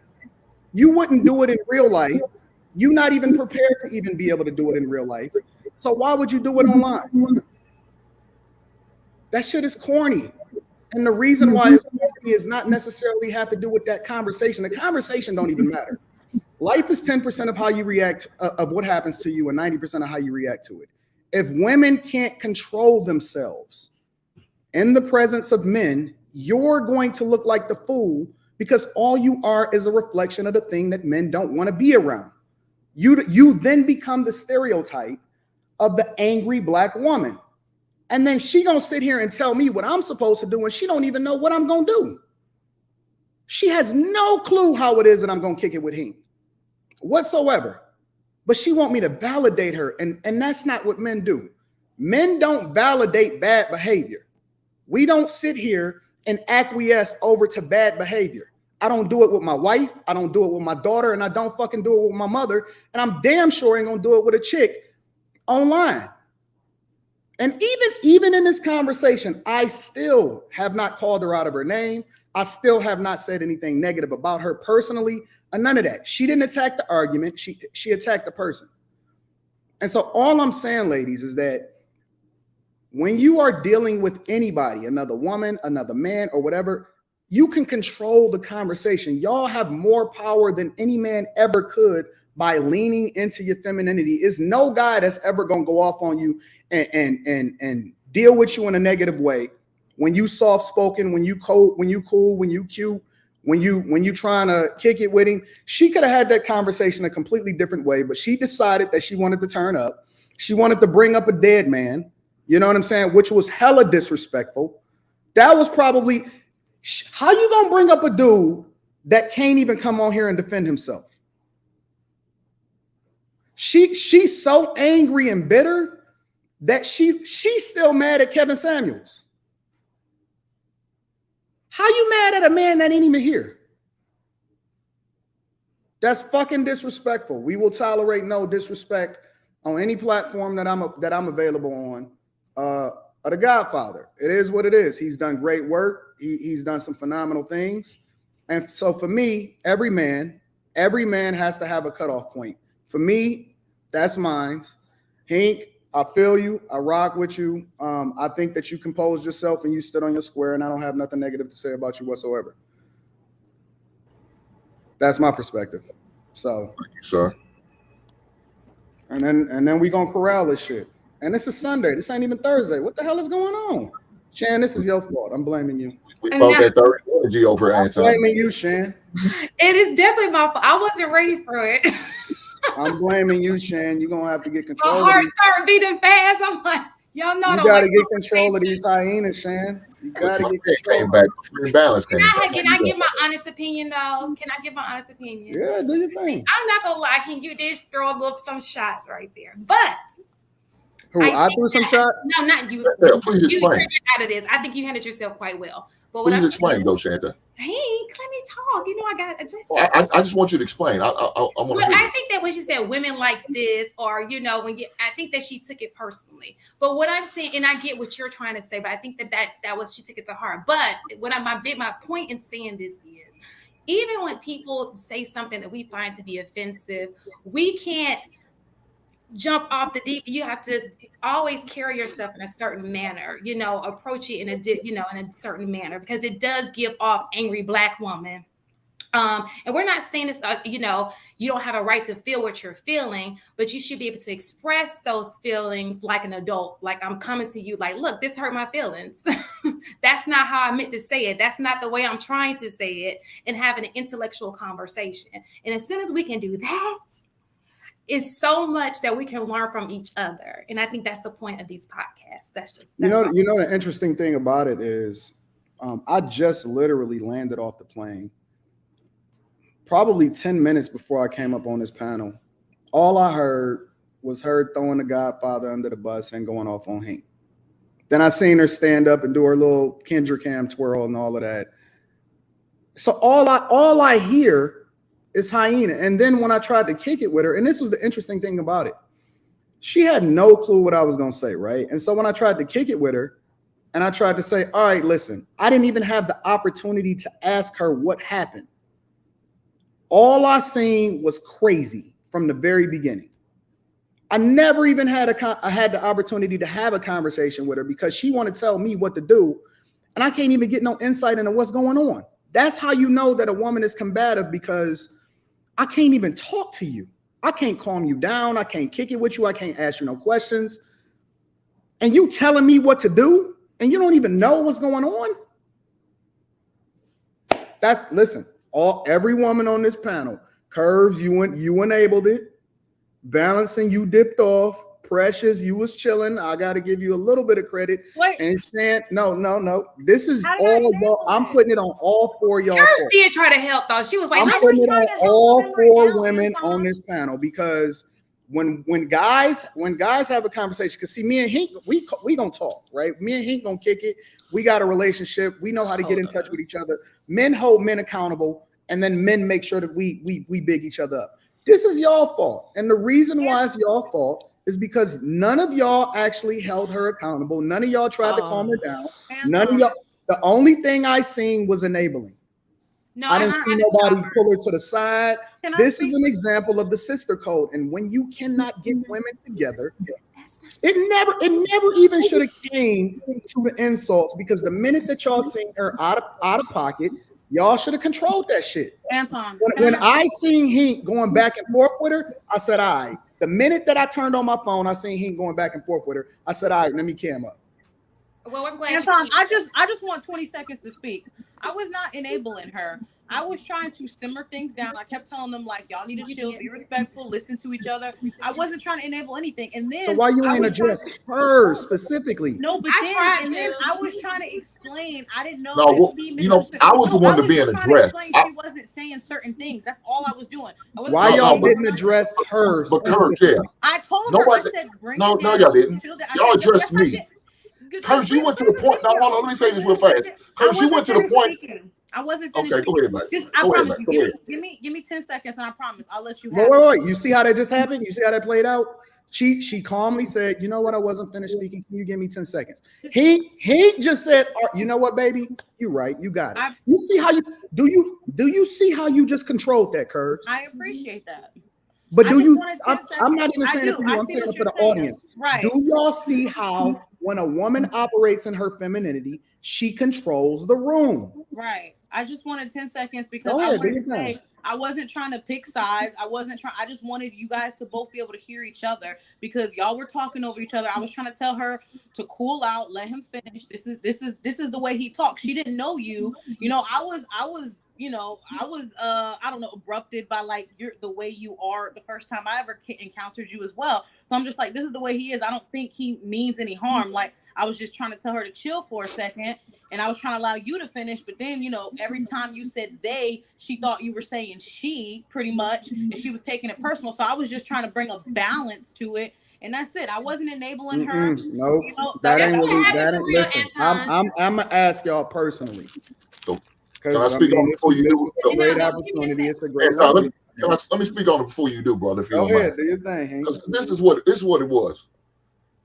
Y'all, Kirsch, and you was her biggest cheerleader, and making her thinking she was right to the point you try to tell me, well, telling me what to say and what not to say.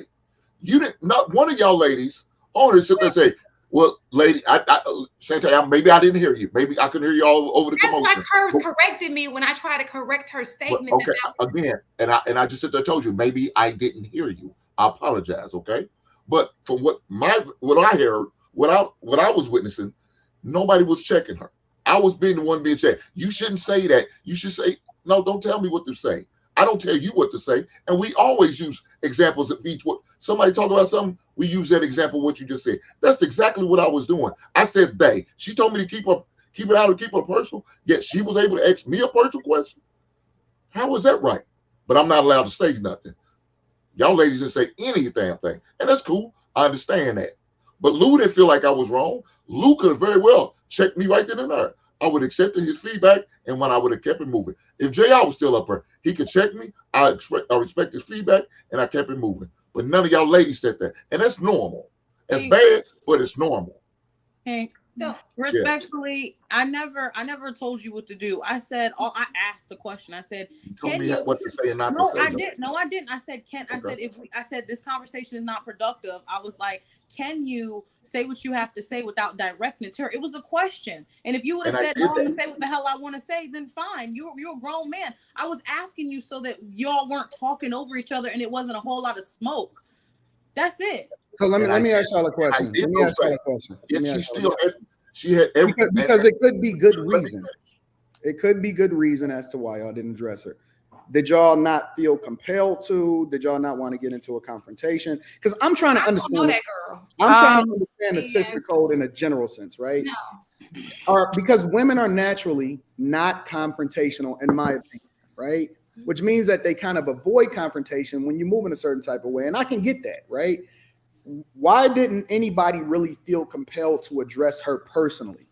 I didn't feel compelled to address her personally because when women are hurt, scorned, you could tell she wanted protection, and she wanted protection from a man.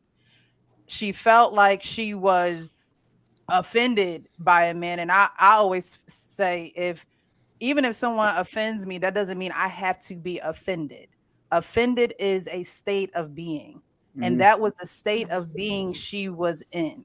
There's nothing that any one of us women could have said to her to make her feel protected, because at the end of the day, when you can't handle your emotions and you're looking for protection, you don't really know who you are. And she could say she has a luxury car. She could say whatever she wants that she has.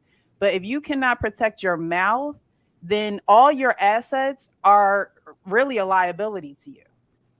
And so her mouth is the biggest liability to her. And I'm not going to argue with a fool who is not going to recognize that in the presence of a man is speaking. Hank was speaking. I don't care what a man is saying. You have to give that man respect, even if you do feel offended. Again, being offended is a state of being. Do you think that she would have listened to y'all if y'all would have said, she wouldn't listen to nothing nobody on here was saying. No, she needed to hang herself. Some people need to hang themselves. So then here's the question then, right? Do we throw away some women? Oh, I've been throwing away Anton. I don't think define throw away. Look, you cannot protect a woman who does not value her own.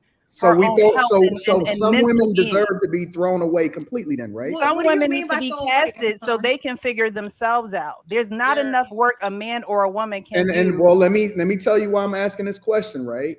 Because we always keep talking about the Black community and bringing people together and how can we have a conversation and men don't protect women and all of that. So based off of what y'all telling me, y'all basically telling me that some women can't be saved and we need to throw some of these women away, right? I just want to make sure we clear. I don't think that we should have to. I think that it could have been a productive. Had we calmed her down, we could have had a productive conversation on what just took place. But the problem was nobody could get a word in edgewise with either. They were going at it. We were trying to stop this conversation. I even threatened to mute people, and it was just out of my. I'm not even used to people like this on a day to day. I couldn't even. It was out of my. I was out of my element. I didn't know what to do. I was about to call JR. Like, what the hell? I thought he was at church, so like I wouldn't do that to the Lord. So I was just confused. Is it so we say, go ahead, Curtis. Is it safe to say that some people are just not as emotionally mature as others? So when they are faced with certain things, they may react in a certain kind of way. And I'm not saying that's right or wrong, but some people just haven't worked on that aspect of them. But I don't think you should throw them away. I think that's like more of a emotional. So how should we deal with them? How should we deal with them? I think that comes on a personal base to base. Like if you decide because have a conversation. You as yourself, if you decide, hold on, I'm telling you, you as yourself, if you decide, you know what, I'm not dealing with certain types of people, that's fine. That's not what you want in your circle. And other people are more lenient. Like, you know what, I can help this person. I don't mind grooming them. You never met somebody that you don't mind helping out? I'm gonna tell you why that don't work, Curtis. I'm gonna tell you why I disagree. Okay. I'm gonna tell you why I disagree. Go ahead. Because now is D-Day. Sorry, I'm plugging up my computer. Is B-Day? It's D-Day. You know what D-Day is? I don't. D-Day. Okay, let me break it down like this. We are in such disarray as a community that we cannot afford to any longer postpone or let the prisoners run an asylum, right? Everybody is tired. Everybody is fed up. The Black community is fed up. Women are tired of being alone. Men are tired of dealing with certain stuff. People have started to go their own way, go to passport bros. People don't want to get married anymore, so on and so forth. Everybody is tired. And the reason I know that everybody is tired is because these are the conversations that are the most popular. They're the conversations that are most pressing. It's the thing that gets people the most emotional. Listen, I used to think that it was three things that you couldn't talk about. You couldn't talk about religion. You couldn't talk about politics.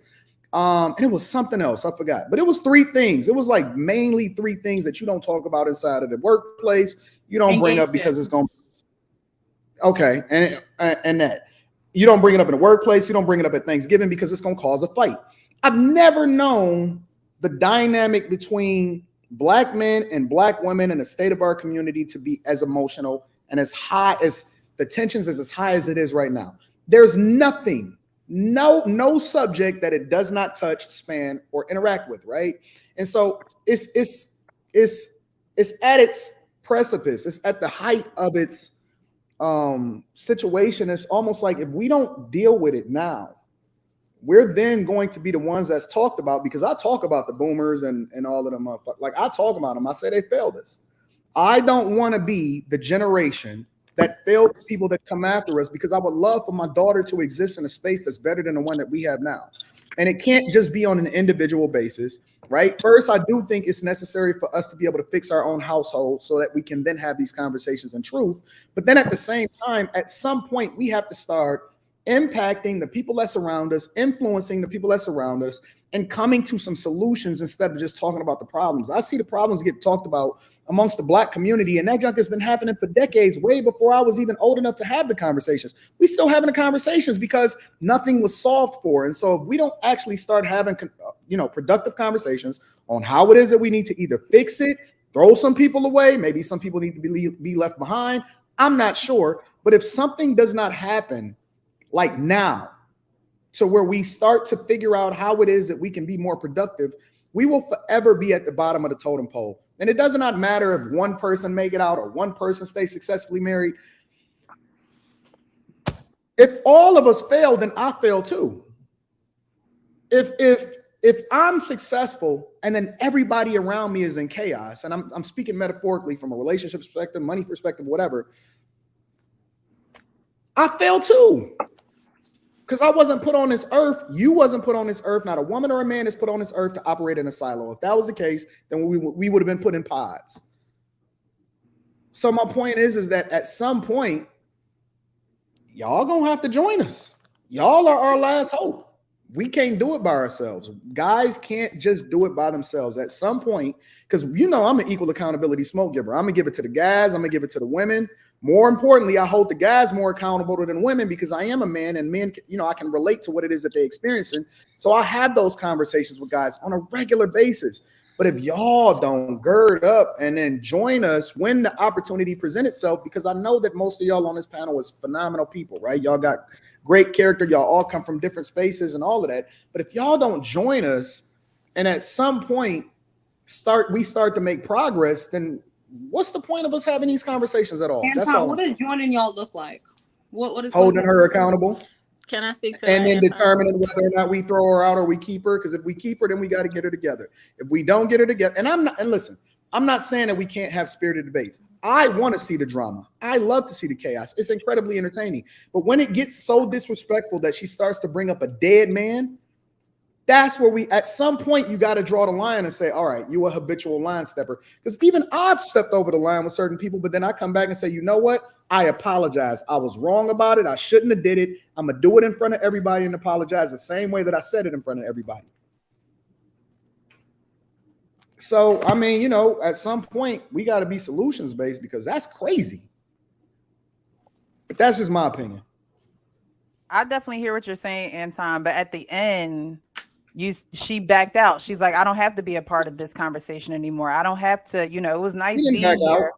She was trying. She was trying to give a speech and she was going.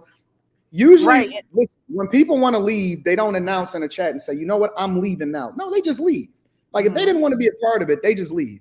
She was looking for a lifeline. She was looking for me to say, oh, listen, don't go. No, I said, well, get the fuck out of here. And then when I removed her, she's still sitting in the back like, no. And then I kicked her out of the back. And I don't mean that she can't come back or nothing like that, right? Because I don't believe in permanently getting rid of nobody. But at some point, we gotta hold people accountable and say, yo, you can't disrespect the dead man. You're gonna have to stand on your square. And this is how we solution for it. And if she can't be responsible for playing her part, and the only thing she's doing is this, but they did it. If she can't take responsibility for herself, then she shouldn't even be. Y'all are the ones that's gonna have to get her together. May I say something? Oh no, go ahead, Sham. I just, I hear everything Anton is saying, and I, when I look at it, I see 4 women who were able to, control themselves. We handle ourselves a little differently, and it's so frustrating when we get punished for the loud minority. It's like all Black women, and I wish that there was something we can do to get those women on board so that we can be represented right. Because she decreases my value just because I'm Black. Everybody thinks we're all the same, So I personally think if you want to know how to fix the problem, like she said in her speech, I get guys that take me, the guys got to stop. They have to stop doing that. When she stops getting the attention and she stops getting the bag, whatever that is, or whatever have you, it's going to change it. Women like attention. And as long as there are men who are feeding, men of a certain caliber who are feeding into this attention, even if it's just to be a bust down, because sometimes they don't know the difference, it's going to keep it going. Because I can sit here and correct her behavior all day long. But if she's not getting attention from a man, that is going to pull so much weight. That's just my opinion. What you said was the attention from the man. I think more. This is what y'all supposed to be leaning into. When your man come in the house from working and he just took a long flight home, you supposed to come home to cards, hugs, handwritten letter, handwritten letters, strawberries. She made these personally. This is what men should be experiencing. It's nothing I can say to this woman. What can I say to her when I walk in the door? She's literally standing by the microwaving, getting my stuff together because she already had my stuff ready. She walked in, gave me a hug, said, hey, you ready to eat? Hand me a card, give me some chocolate covered strawberries. This is the type of thing that men should be experiencing. Anton, only thing you had to say was thank you, baby. That's it. I don't know what to say. I don't know what to do. Just tell her thank you. This is why I gotta stay on the Alpha Juice Company, because I can't fucking lose weight because every time I come in the house, she cooking. This is what men want. That's what men want. So I think a lot of Black women feel like the Black man doesn't hear her. And I think what she was looking for is for you to hear her and protect her. No, I'm just saying, Hank, stop shaking your head. I'm just saying, I'm telling you, that's what I'm saying. She was looking for him. That's why she was like, he offended me, he hurt me, and she was looking for you to swoop in and be like, why'd you say that? You know, like get on to him, because she wanted to feel protected by a Black man. And because you didn't do that, she was still staying in that emotional state. But I guarantee you, and I'm not telling you how to do things, I'm just saying, but if you would have came on some, hey, why was you talking to her like that? Da, da, da, da, she would have stayed up here and she would have been cool. But she didn't feel like you were protecting her. So she bounced because she's like, okay, he's against me. He's not defending me. Why am I here? But Curtis, did you know how she was good with everything you said because you was caking for her and on her side and repeating? No, well, hold on, let me finish because I've been sitting back here wrestling in my masculinity, right? So you were sitting there repeating and saying, well, that's exactly what I was trying to say, Curtis. That's not what you said. So I misrepresented it. I went back to listen to the video. Yes, you did. You cleaned it up for her. Now look her. I understand. You went into your publisher. You went into speaking for her and cleaning it up like somebody would they would do for somebody who's a star and they can't really express right like they should. But Curtis, you came in there, cleaned it up. You was a press lady. So thank you for being a press lady. You did a great job. But that's not what she meant. That's not what she said. So when she was taking personal shots at me, nothing was said. When she asked why I got the voice on, she said, but she don't want me to take personal shots at her, but she could ask me personal questions. And I had no problem answering my questions about my marriage and I failed my marriage and how it was my fault. I don't have no problem with that. I'm straight up, no problem. But now if you open that door, once you open that door, I'm stepping through. So you saying to me, when you ask me those personal questions, it's nothing wrong for me to do the same. And I'm okay with that. Yeah. I mean, I thought Title IX is supposed to be in full effect for you ladies. One of the things that I noticed, especially when she was answering the question, was that she kind of tailored her response to be very personal. She kind of interjected herself right in the middle of it. Like, well, this is how I show up and this is what I do. And I won't accept these types of things, which is fine. But I think at the same token, she kind of tried to downplay, other people's sort of response in terms of like if they want to go on a coffee date or they don't. And she kind of threw the her accolades. I make money. I have a car. It's luxury and stuff like that. I don't think that none of that was very necessary. I think it was just her trying to kind of one up, in the conversation, just because, she felt like that she was above, a coffee date. And then I try to interject what if you met the guy, during work, on just on a random day, like, how would you handle that? Right. And she still felt that, she was above reproach. And and I think when Hank started to kind of interject, he started to say, see, these type of women with this particular mindset is the problem. You know what I'm saying? It wasn't so much about her, but rather the mindset that she was kind of alluding to. Right? It don't matter if it was about her. Say that again, Anton? I said it don't matter if it was about her. Like, he didn't call her out of her name. Oh, and I agree with that. You know what I'm saying? And so that's the thing. Like, if I bring up, and it happens all the time, if I bring up my marriage, right, on the panel, and I say, well, I do this and do that, and they say, well, I don't think your marriage is that great because I wouldn't do that. That's fair game. I brought that up as a part of the conversation. It's fair. Now, if you go on and you want to personally attack my wife and all of that other type of stuff, then that's a completely different conversation because it's not within the context of the conversation. If she included what her standards is and she got all of this money and all of this other type of stuff, okay, then we gonna have that as a part of the conversation and then start to point out where the flaws are in her argument as it pertains to her because she included herself into the conversation. That is fair game. That is not a personal attack. You cannot agree with somebody. You can You can attack the argument, especially if somebody is using themselves as an example as to how awesome. And I didn't hear none of that, right? I'm just going by what y'all are communicating right now. I didn't hear none of that. People do it all the time. They hold Bruiser for leaving his chick, the first chick. They Mr. Let Go. He catch more strays than anybody. And the one thing I will say about Mr. Let Go, he don't complain. He just be like, cool, I'm taking my lumps. It's funny. Sometimes when we jump off the panel, he be cracking up and laughing at it. He don't mind being the butt of a joke or whatever, but he don't trip. You know what I'm saying? And I've never seen Mr. Let Go take a personal shot at something that wasn't a part of the conversation when people didn't include it. I agree. I want to say something to this. Go ahead, Balancer. Okay. So I hold men and women equally accountable. And this is a little frustrating when if a woman jumps off the handle, they're like, oh, did all the other women hold her accountable? When you have a woman screaming, and if I don't have access to a mute button, what am I going to do? Scream over her? You're not even going to hear me. So I think, Shan, if you have access to the mute button, you have to mute people. Like, there's no reason you should have let her mic stay on that long. I got to do better. I don't even know like how we let her talk that long. I was really confused. And I'm like, there's nothing I could do because I'm not going to scream over her. So I'm like, I don't even want to be a part of it. Like, it's silly. Let me share this. Let's say Chuck Moe said Anton doesn't even know what D-Day is himself. I just seen that.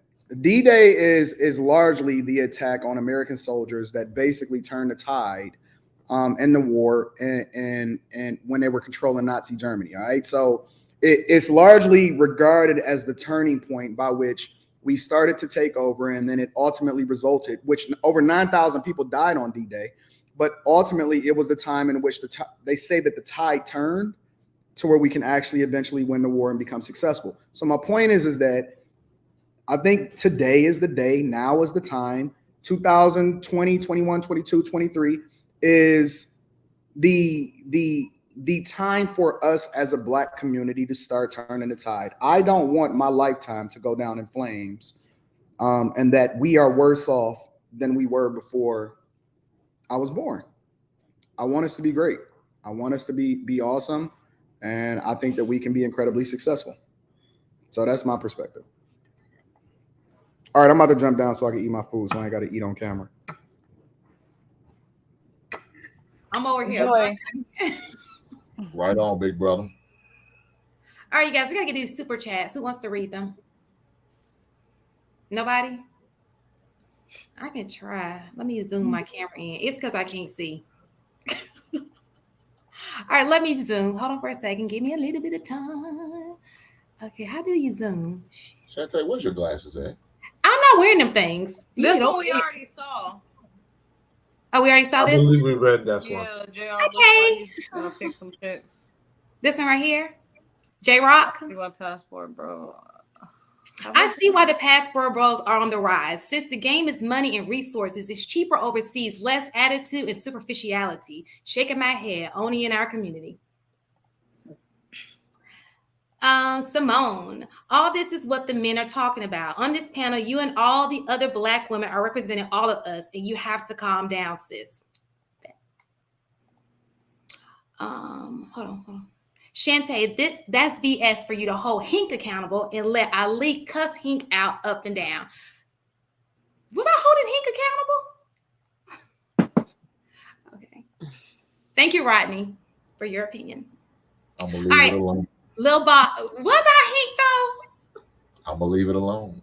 I'm listening. If I have two kids fighting, I'm gonna always go to the calmer one that I can talk some sense into to step away from while we get the other one under control.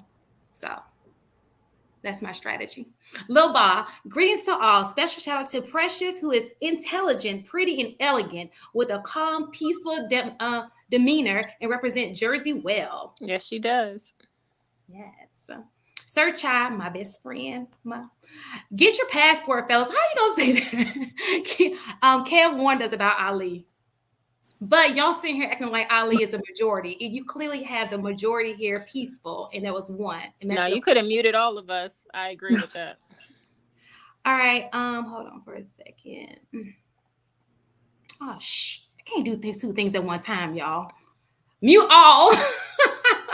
I think he said Ali. Is a mute all function? Yeah, it is. It is. Is it really? In the StreamYard, definitely. You can Yeah, mute everybody. I'm new to this, so yeah. Maybe you should have made somebody who knows. If I had access to it, I would have. Oh, y'all should have. All right, Marcus Evan. Come on now, no Thursday energy. He wasn't trying to disrespect nobody, and don't disrespect the Kevin Samuels. All right, this was a sad look, bro. Let's do better as a people. We should do better. All right, she actually brought up KS's name in a negative manner on Lapeef-ING Sunday. LOL, the disrespect has reached a new height, I see. Thank you, DYT. Jonathan, I have a nice tiny violin for Ali Dreams 1. What do I send it? You can send it to my house. I'll make use of it. Jason, Anton is over there living the good life. Cars getting fed. Don't stunt on them too much. Charles Keys, Black women are always right. That's why we have passports. It's Black women everywhere. You don't protect. You don't protect bad behavior. This is one of the problems. Some women have been rescued in their wrongdoing. Thanks, you guys, for all the super chats. I hope I didn't miss one. If I did, please let us. Oh shit, y'all! I can't do two things at one time. I promise. That's why I have people read my super chats. Sorry, y'all. All right, you guys. So we didn't even get to the last topic. Like, this was wild. Oh, we're not gonna do it. You can. Last topic, you guys. My brain. Go ahead. That was a lot. Come back on. Bring a balance. All right. The next question is: should you test their loyalty in a relationship? Should you test their loyalty in a relationship? And I have a video. But with this whole Andrew Tate thing, he did touch on a few subjects, and people don't want to admit because they're in denial. So, for example. Mm-hmm. Your partner, your wife, your girlfriend, or whatever. If you send her, he said, I dare you to send her some flowers to work with no name on it. And then when she comes home, see if she tells you about the flowers. How many men want to do that? Because imagine that. You get home. All right, babe. Yeah, you? Yeah, not bad. How was your day? Yeah, it was all right. Yours? Yeah, it was all right. What did you do today? Oh, it's normal. Anything else? No, why'd you keep asking questions? No, in your head, you're thinking, why aren't she fucking telling me? Yeah. And then he said to the women, ask your husband to say, let's swap phones for 2 days. How many men are going to do that? Yes, imagine. And a lot of people are like, I'm turning it off, I don't want to watch it. Oh, he's such an arsehole, Andrew, such like that. But with this whole Andrew...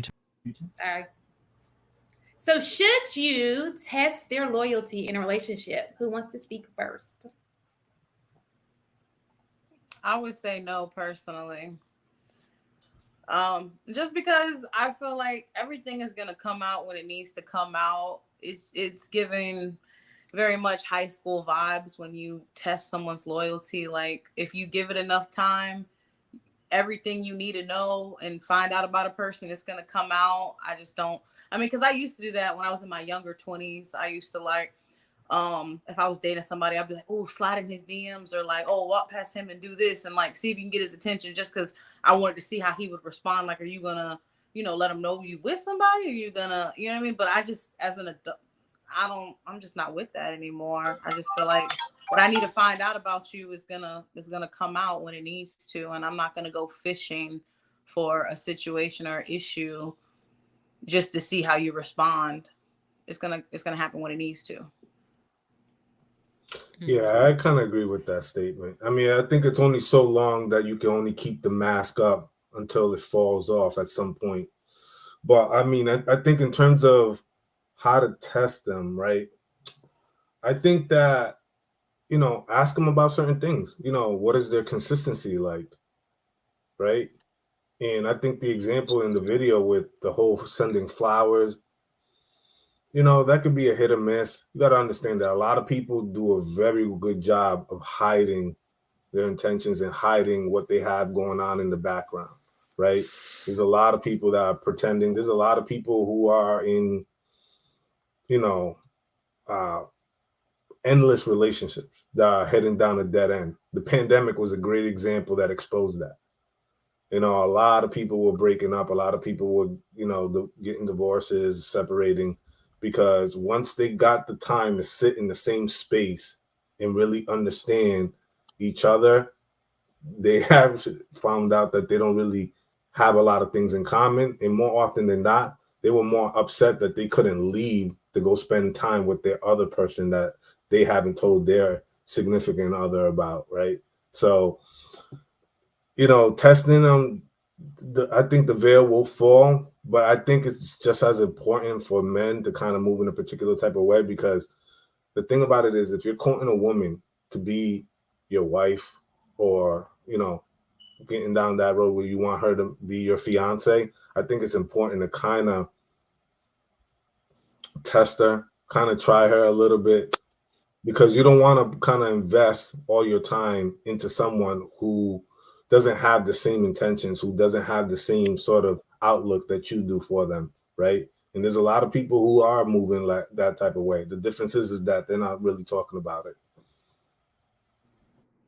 Yeah, when a new product is put out, it's tested. When a car is manufactured, they put test dummies in there and they crash it into a wall to see how well the protection around the car is, how well the dummies, how many parts they break into. Most things are tested. And I don't think that, Curbs, you mentioned doing that in your younger years. And I think, when you're in your younger years, you will do it in those concrete ways to see if they're actually into you. But I think as you become older and you're more mature, you do it in ways that are still going to help the growth of another person. You're going to test that person to see if they can, protect you. And it's not necessarily you're doing or saying anything. Sometimes you're just waiting for their reaction.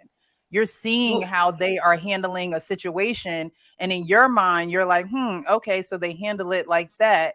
And that's Can something you give an example of something that you would like? What does that look like? Something real simple, right? You're walking.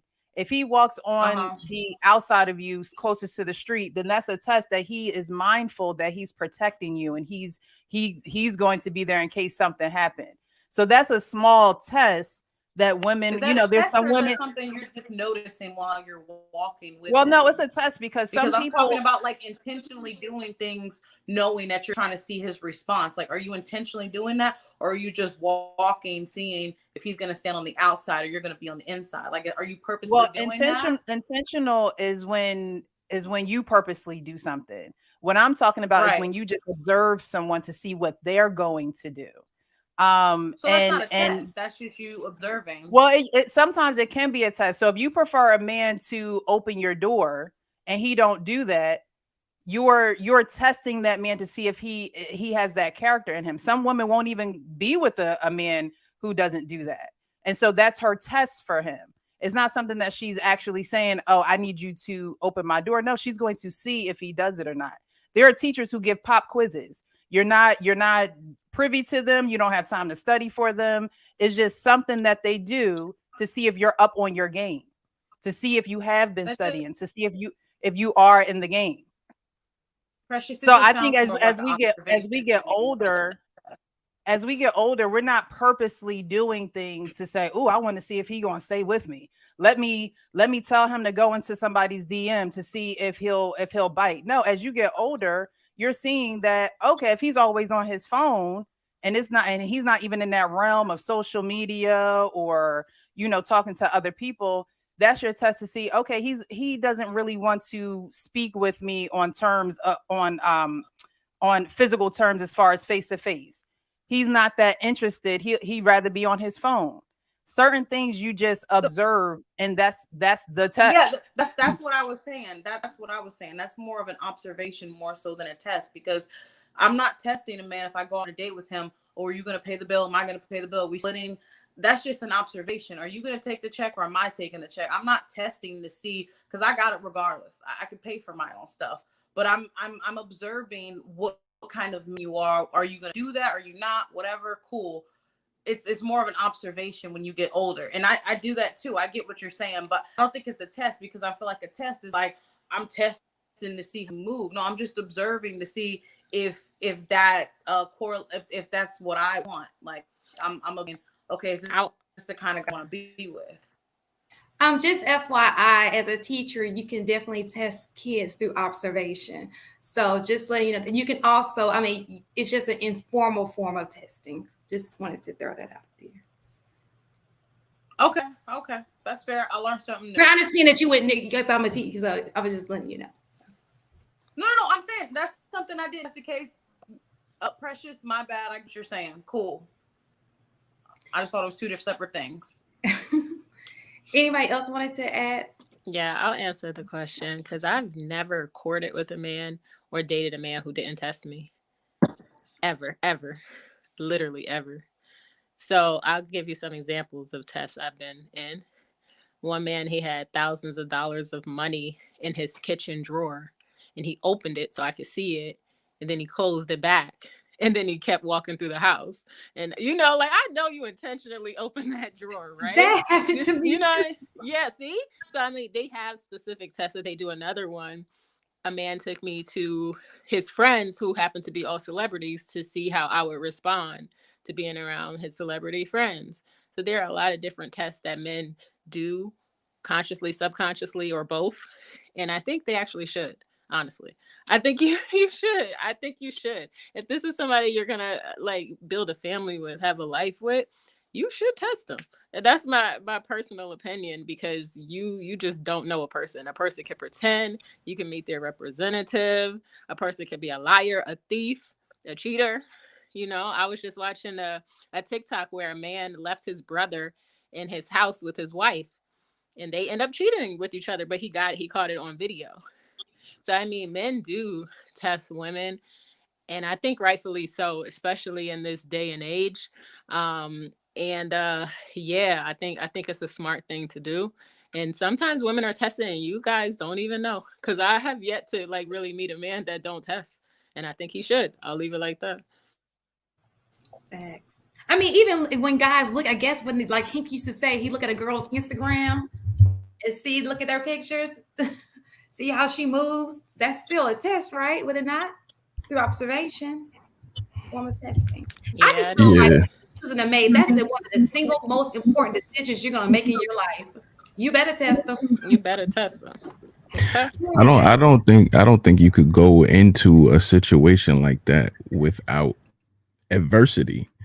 Like if you've only seen somebody in a good situation and you've never seen them under duress, you've never seen them stressed, you've never seen them, I'm not going to say wait for death in the family and not, but you need some form of adversity to be able to dictate how they're going to react in different circumstances, because the conditions that you meet them in is not always going to be the conditions that exist throughout their relationship. So you do want to see them in a few different circumstances that are important to you, to see how they react, because, some people, that could be the catalyst of divorce.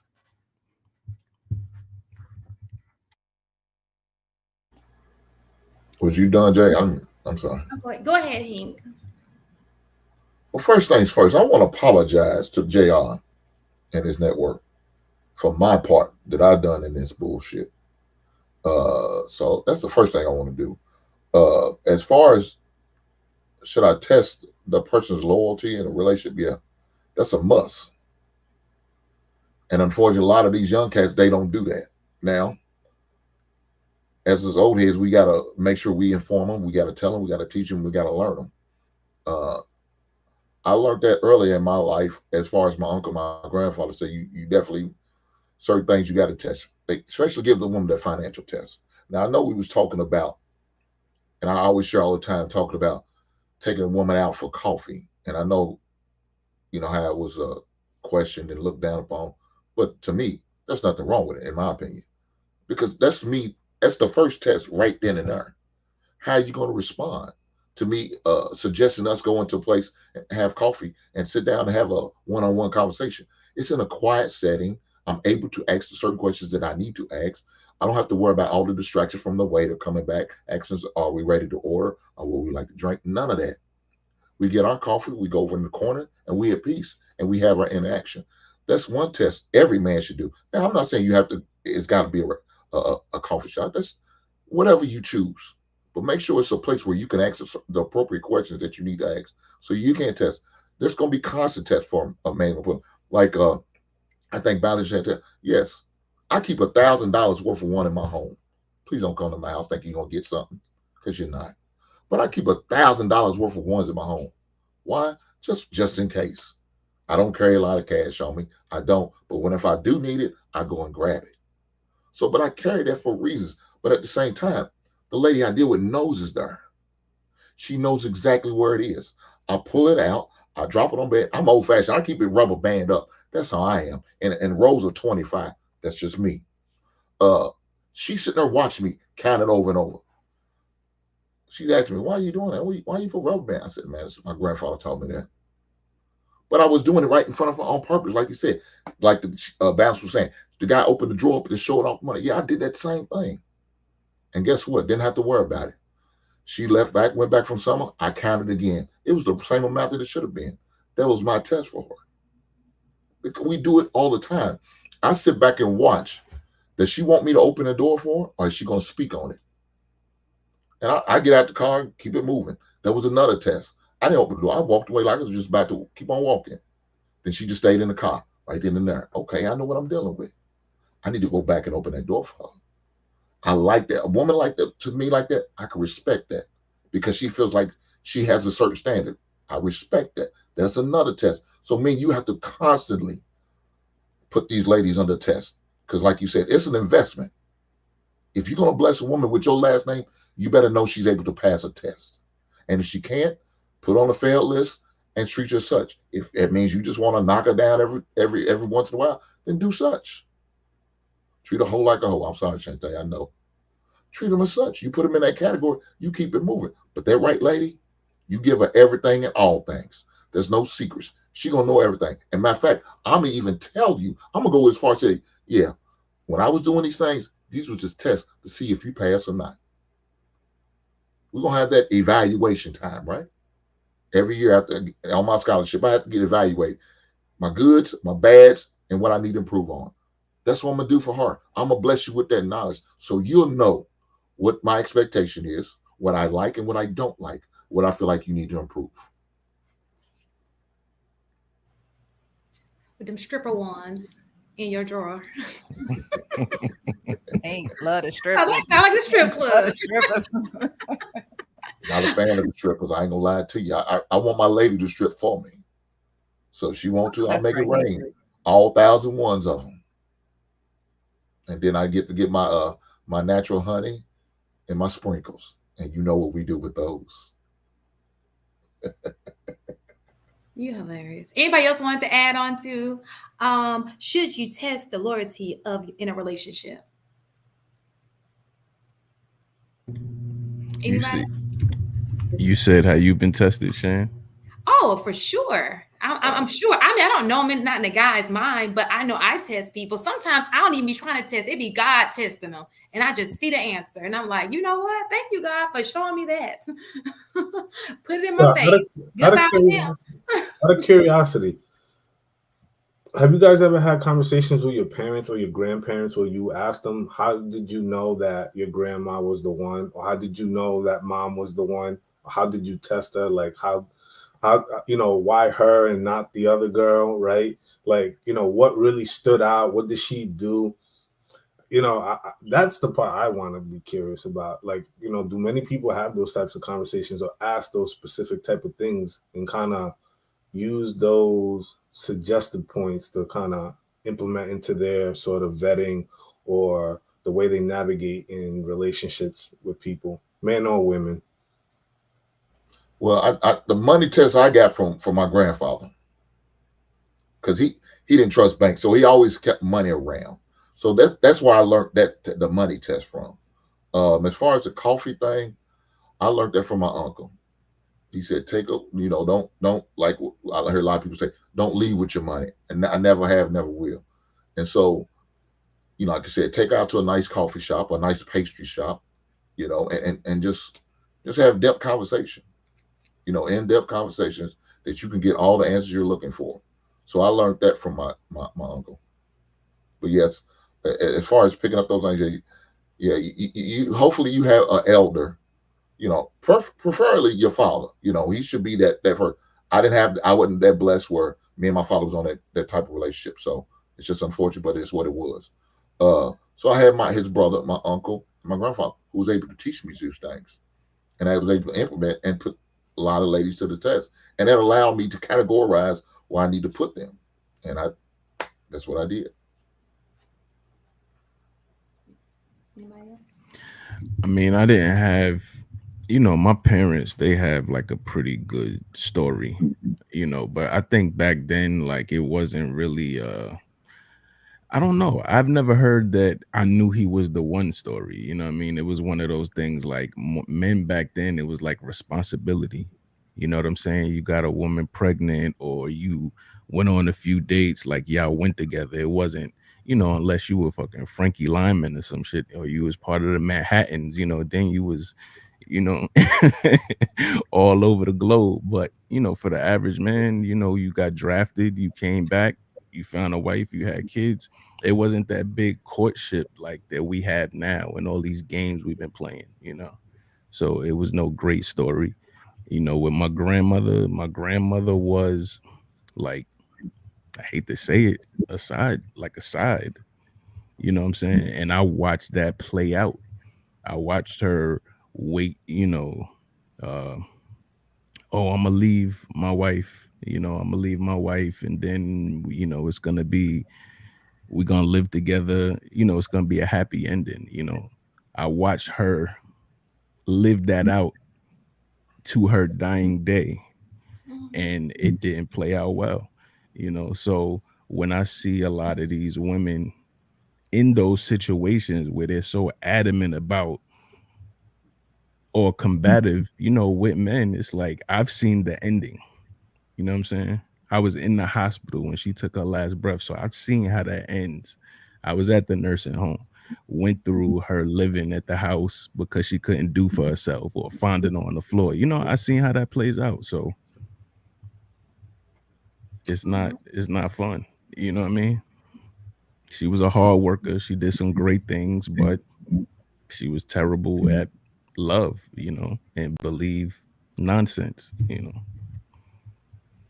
That was an interesting story. I'm glad you shared that with us. It's so funny because I have 4 great, awesome men in my life. People always say, "Do you have a dad?" Well, I have 4: my granddad, my great granddad, and then my daddy. I've always asked the women, but I do need to ask the men, like, their perspective on relationships, so it can be a balance. So I'm glad that you brought that up, because now I'm gonna want to go ask my dad, especially why he chose my mom. But he's chosen 3 wives. My mom was just the first one. So, anyway. Yeah, man, 3 times a charm. 3 times. But he comes back around. Like, my mom, like, that's his safety net. Like, they're like best friends, and I can understand why the other 2 didn't work out, because my mom is like his best friend. I'm like, I wouldn't be in a relationship with you either. Like, that's weird. Stop.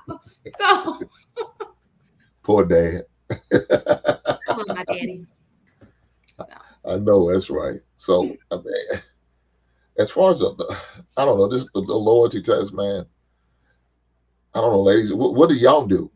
What is y'all version of a loyalty test? I'm interested in that. I think I'm more of an observer. I observe what a man is just going to do naturally, and to see how he just is in everyday being. I think women go into a lot of situations wanting things to be a certain way, and a man is courting you or dating you for you to be part of his program. So I'm just going to watch and see how you conduct your program. And I think sometimes time is the test. For me, I have conversation. For example, if I have, when you're trying to find the leader in your house, I always give, like, if I have an issue, I want his opinion, and I would see how he would handle it. So I always have conversation. I like to know, if there were a dilemma in this case, it's usually a real life dilemma. I'm like, what do you think I should do? And I value their opinion. And if it's something and we align, I'm like, you know what? I feel safe with him. The way he moves, I feel safe with him, so. I guess it's not, I don't really think of it as a test, but it kind of is a test. I'm sitting here trying to figure out what he's going to say, like where, you know, his head is. So that's the only way I test guys. I don't do all that phone stuff or in your DM playing like I'm some other chick. Because some women do that. Watch out. Yeah, that's totally uncool. And what you saying that, Shante, that's interesting, because why? Young. Okay. I listen to my students a lot, and they're on them shenanigans. I'm like, you guys, you're just so young. I'm like, that's not, you know, they're talking my cheerleaders, because you know, cheerleaders, they talk, you know, we're outside of the classroom, maybe on the bus, and I can overhear them talking in the background. I'm like, what? Stop. Just please stop. First of all, you're like 15. And what are you doing? It's like they rely so much on the internet and how they do things. And it's like, oh, play like I'm you. Play like you trying to, and it's crazy. But it's older people. When I say older, like 20s, maybe early 30s, probably do the same thing. I don't know. But I'm just saying, you'll be amazed at what women do. Watch out. This is their era. This is their era. So let them have their fun, man. Let them have their fun. But you know that like you said, everything is the internet. The interpersonal connections are not there anymore, and they won't be there. It'll literally be your Instagram credit score. You know, when they look on Instagram and they direct their friends and their circle of friends to your Instagram, if you get a good credit score from the people that they told to look at you, then you'll be accepted into the group. That's literally how it's going to be. It's going to be like a social media credit score. And from now and in the future, that's how it's going to go. You know, we're going to be dinosaurs, yo. But do y'all do that anyway, though? Don't y'all ask, like, if it's a girl on the scene, you'll ask your boys, do you know her? Y'all don't do that? I know guys who do that. They'll be like, making sure they homeboys they never dated her, or if they know anything about her, if her name is out there, so to speak. Absolutely. But that was you know, we had to put in the footwork, man. You know what I mean? But you know something, now in 2023, we'll sit there and look at, again, that Instagram's y'all gonna tell us everything and all things. We'll see who follows you.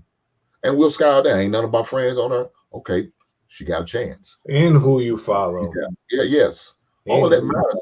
And the questions I'm gonna ask now, I'm gonna ask the questions based off what I've seen on Instagram. So I don't want to talk to you over the phone. I want to see you in person, because I want to see your scowl on your face when you get upset or mad, because I'm gonna ask that intimate question that you may not want me to see or talk about, because I seen you backing your thing up on your girls trip. Say, baby, what would you think about when you're doing that? What was going on? I mean, what you had to drink? I want to know all of that, everything. So y'all, I know somebody said something about it's like an interview. It is. It is an interview. Because with me, it's an interrogation. That's fine. If you can interview somebody, you give me FBI. Lewis. As much as I got to invest in you, that's what it needs to be. Lewis and Hank said something important real quick.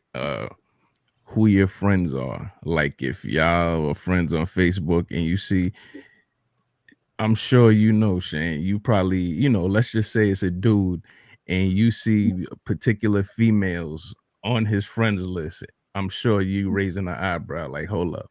Or me, you know, if I saw certain homeboys, like I got a homeboy that, you know, in a specific fraternity, got a homeboy in a football team. If I see that they're on her friends list, I'm like, damn. Well, you can't automatically assume that may be his cousin. Nah.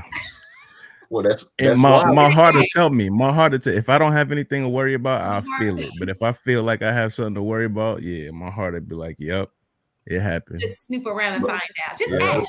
So now you. Go ahead, Jay. My bad. So now you got to figure out if you're gonna deal with that. Does that really bother you? Because that's somebody you know. You know, it may not even be like a close friend in your inner circle, but you know, an acquaintance, an associate.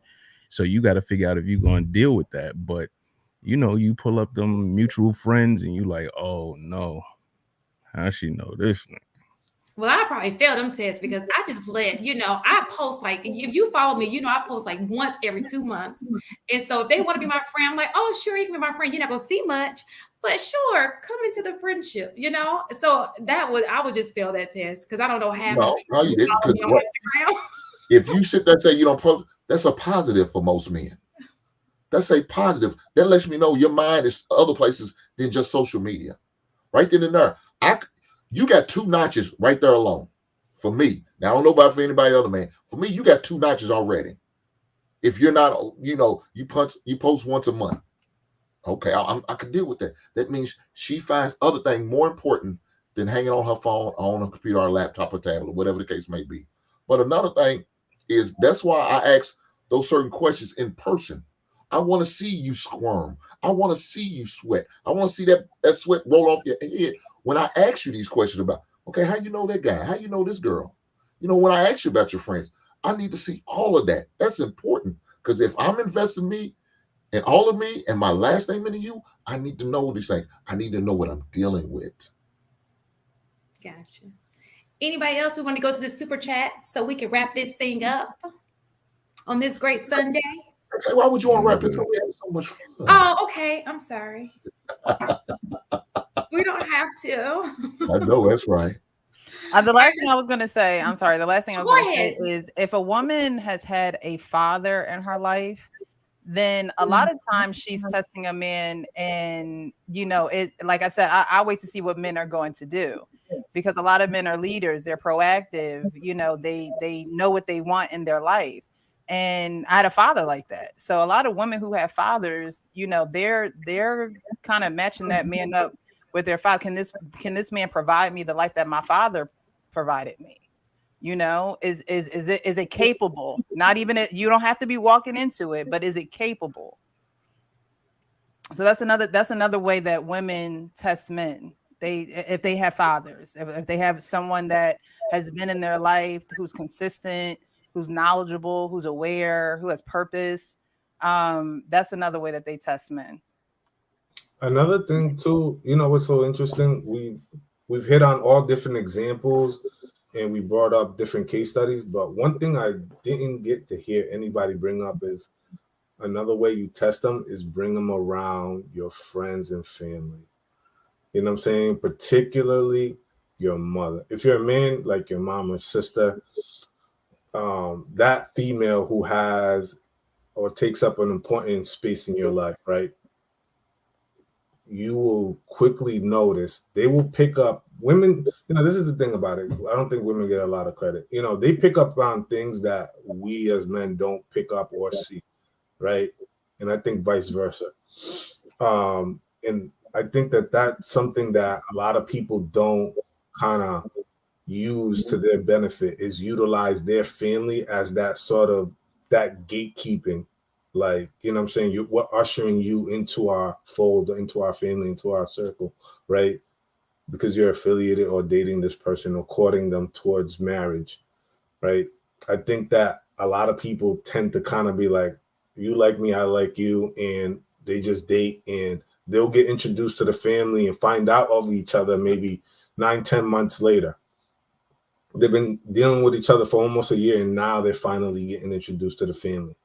And then always that first interaction, they're like, I don't know about him, but she's in too deep. She's too invested.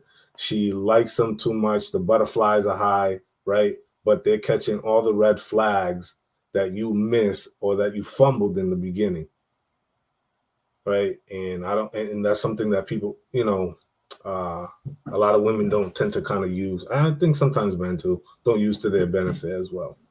I agree with that. That vetting process, letting your elders vet for you, that'd be so beneficial. That's probably where we get it wrong. Before them feelings get too involved, when you can't walk away, especially for women. Because once them feelings are involved, child, that mind's going out the door. You fighting your family. As men need to bring the ladies to the women, and then the women need to bring the men to the men. A man shouldn't be telling me about a woman. He shouldn't be vetting a woman. It should be another woman, because right now a woman already knows. A woman already knows if she's going to be right. Y'all see those around the corners, under the covers type situations that other men mostly won't see. They might be enamored about her beauty and just starstruck by her beauty. Man, you got to keep with her. Why? Just because she's pretty? Oh, granddaddy, I need you to see more than that. But that's when you go to grandmama. Grandmama, what do you think? Yeah, I don't like she moved. Matter of fact, she didn't go get your plate for you, baby. I had to get your plate. Oh, okay. Thanks for helping me. I didn't even pay attention to that. So the little things like that we got to do. I know a lot of people will go say, Shantae, you dating a man, you go to your sisters or your little sister friends, however you want call them, and they say, what do y'all think? Now, there's nothing wrong with getting their opinion, but I'm gonna take small fragments of it and what does my daddy think? What does my uncle think? What does my grandfather think? And they should have the loudest voice. Agree. Yeah, we can sniff out nonsense. You know? Like my sister, she's older, but she bring dudes around, and I'll be like, yeah, nah, fam, he's not it. Agreed. Anybody else? Super chats. All right, you guys. Nobody want to help me out. Y'all saw how horrible I did the last time. Nah, I got you. Shantae, I was testing. I want to see where you was. That's what I was. That's why I wanted you to read. Oh, testing me for what? Wait. What? I'm just messing with you. I thought I did a pretty good job for the person who can't see. Shout out to the blind. You bring them up. All right, Jonathan Barronville, $9.99. The funny thing is, hearing women like that talk negatively about coffee dates makes it clear that it's an excellent filter men should be using. Fact. If she rejects a coffee date, she ain't the one. Hunt Inc. $4.99. Shan is correct, and as a Gen X man, I apologize for my part in wrecking chicks like her. Jonathan Barronville, $9.99. Men should not be allowing women to dictate the parameters of the date. Set the standard. If she has a problem with it, let her ass go. Time out with the $4.99 super chat. I think she came here with an agenda, either to paint Lapeef Net in a bad light. I'm just saying. Lamont R. Davis, $10 super chat. Life will test your relationship anyway. Focus on your person, interests, and willing to commit to you. That's all. Do not be your own demon in a relationship. Charles Keys Sr., $5 super chat. For real, 30% of black men have other men children, no loyalty from wife. Jason C., $5 super chat. And coffee shops don't just serve coffee. Pick another beverage. Yeah. Facts. True. Sir Shy, 87, $2 super chat. I grew up on MySpace and Black Planet. I love MySpace. I know, that's right. That was the best one to me. I'm sorry. That taught coding, yo. Like I learned how to code through I didn't know it was coding at the time. Yeah, I didn't know that's what it was at the time. Jonathan Barronville, $9.99. I like asking uncomfortable personal questions I already know the answer to. How she responds when she doesn't know you already know the answer can tell you a lot. Exactly.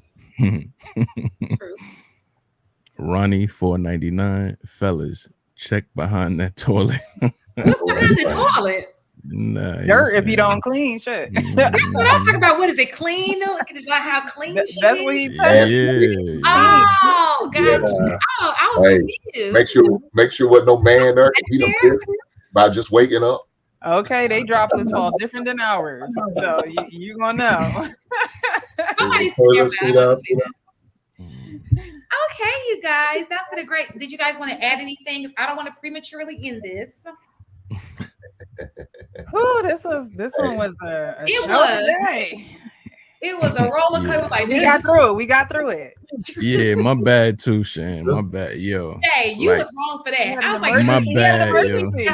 I was not ready for that. Yo, I'm sorry, man. I wish I could have helped. Friday night, we're living more chill. Yeah, nah, that water, I had to clean up so much water, so I'm waiting for the plumber now, but it's crazy. Oh, I'm sorry. What happened, big bro? Man, the bathroom started running and flooding, and luckily it flooded in the hallway where there's no carpet. You know what I'm saying? So I was able to just throw a bunch of towels down real quick. So so you're got it out the way. For that. Right. Did you turn off the water, right? Yeah, that, and yo, if you got a house, that is the most important thing with flooding. You better find out where to turn the water off. Yep, that's the first thing, yo. That sucks. I'm Well, sorry. you got two spots. You got two spots to turn the main water off, inside or outside. Right. I did it outside. Yeah. That's the We best have spot a right super there. chat, y'all. We teaching game here, Shantae. Well, I knew about the one outside. At least I know where one is. Oh Lord. Lamont R. Davis, $2 super chat. Pick a super chat like to the panel. All right, you guys. Thank you so much for being up here with us. And thank you, everybody in the chat who was here the entire time through these shenanigans on a great Sunday. Now we're going to go and pray about it. Some people need to go get baptized. Go get baptized. We all need to be in church with JR. Shoot, we should have went with him. We should have went with JR. Yes, hey JR, just send one up for us, baby. That's all I can ask. Right. JR in church, he probably had to walk out the pool, you know. For real, like, look, he was like the parent with the children acting up. Like, I done brought y'all here, and y'all acting all crazy. Right. Thank God Anton showed up, because I don't know, we probably still be. You know how the grandmother had to reach over the pew and hit you real quick in the head. Like, y'all better chill out. Right. All right, you guys. Happy Sunday, and we will see you guys next week. See ya. All right, y'all. Yeah. Peace. See ya.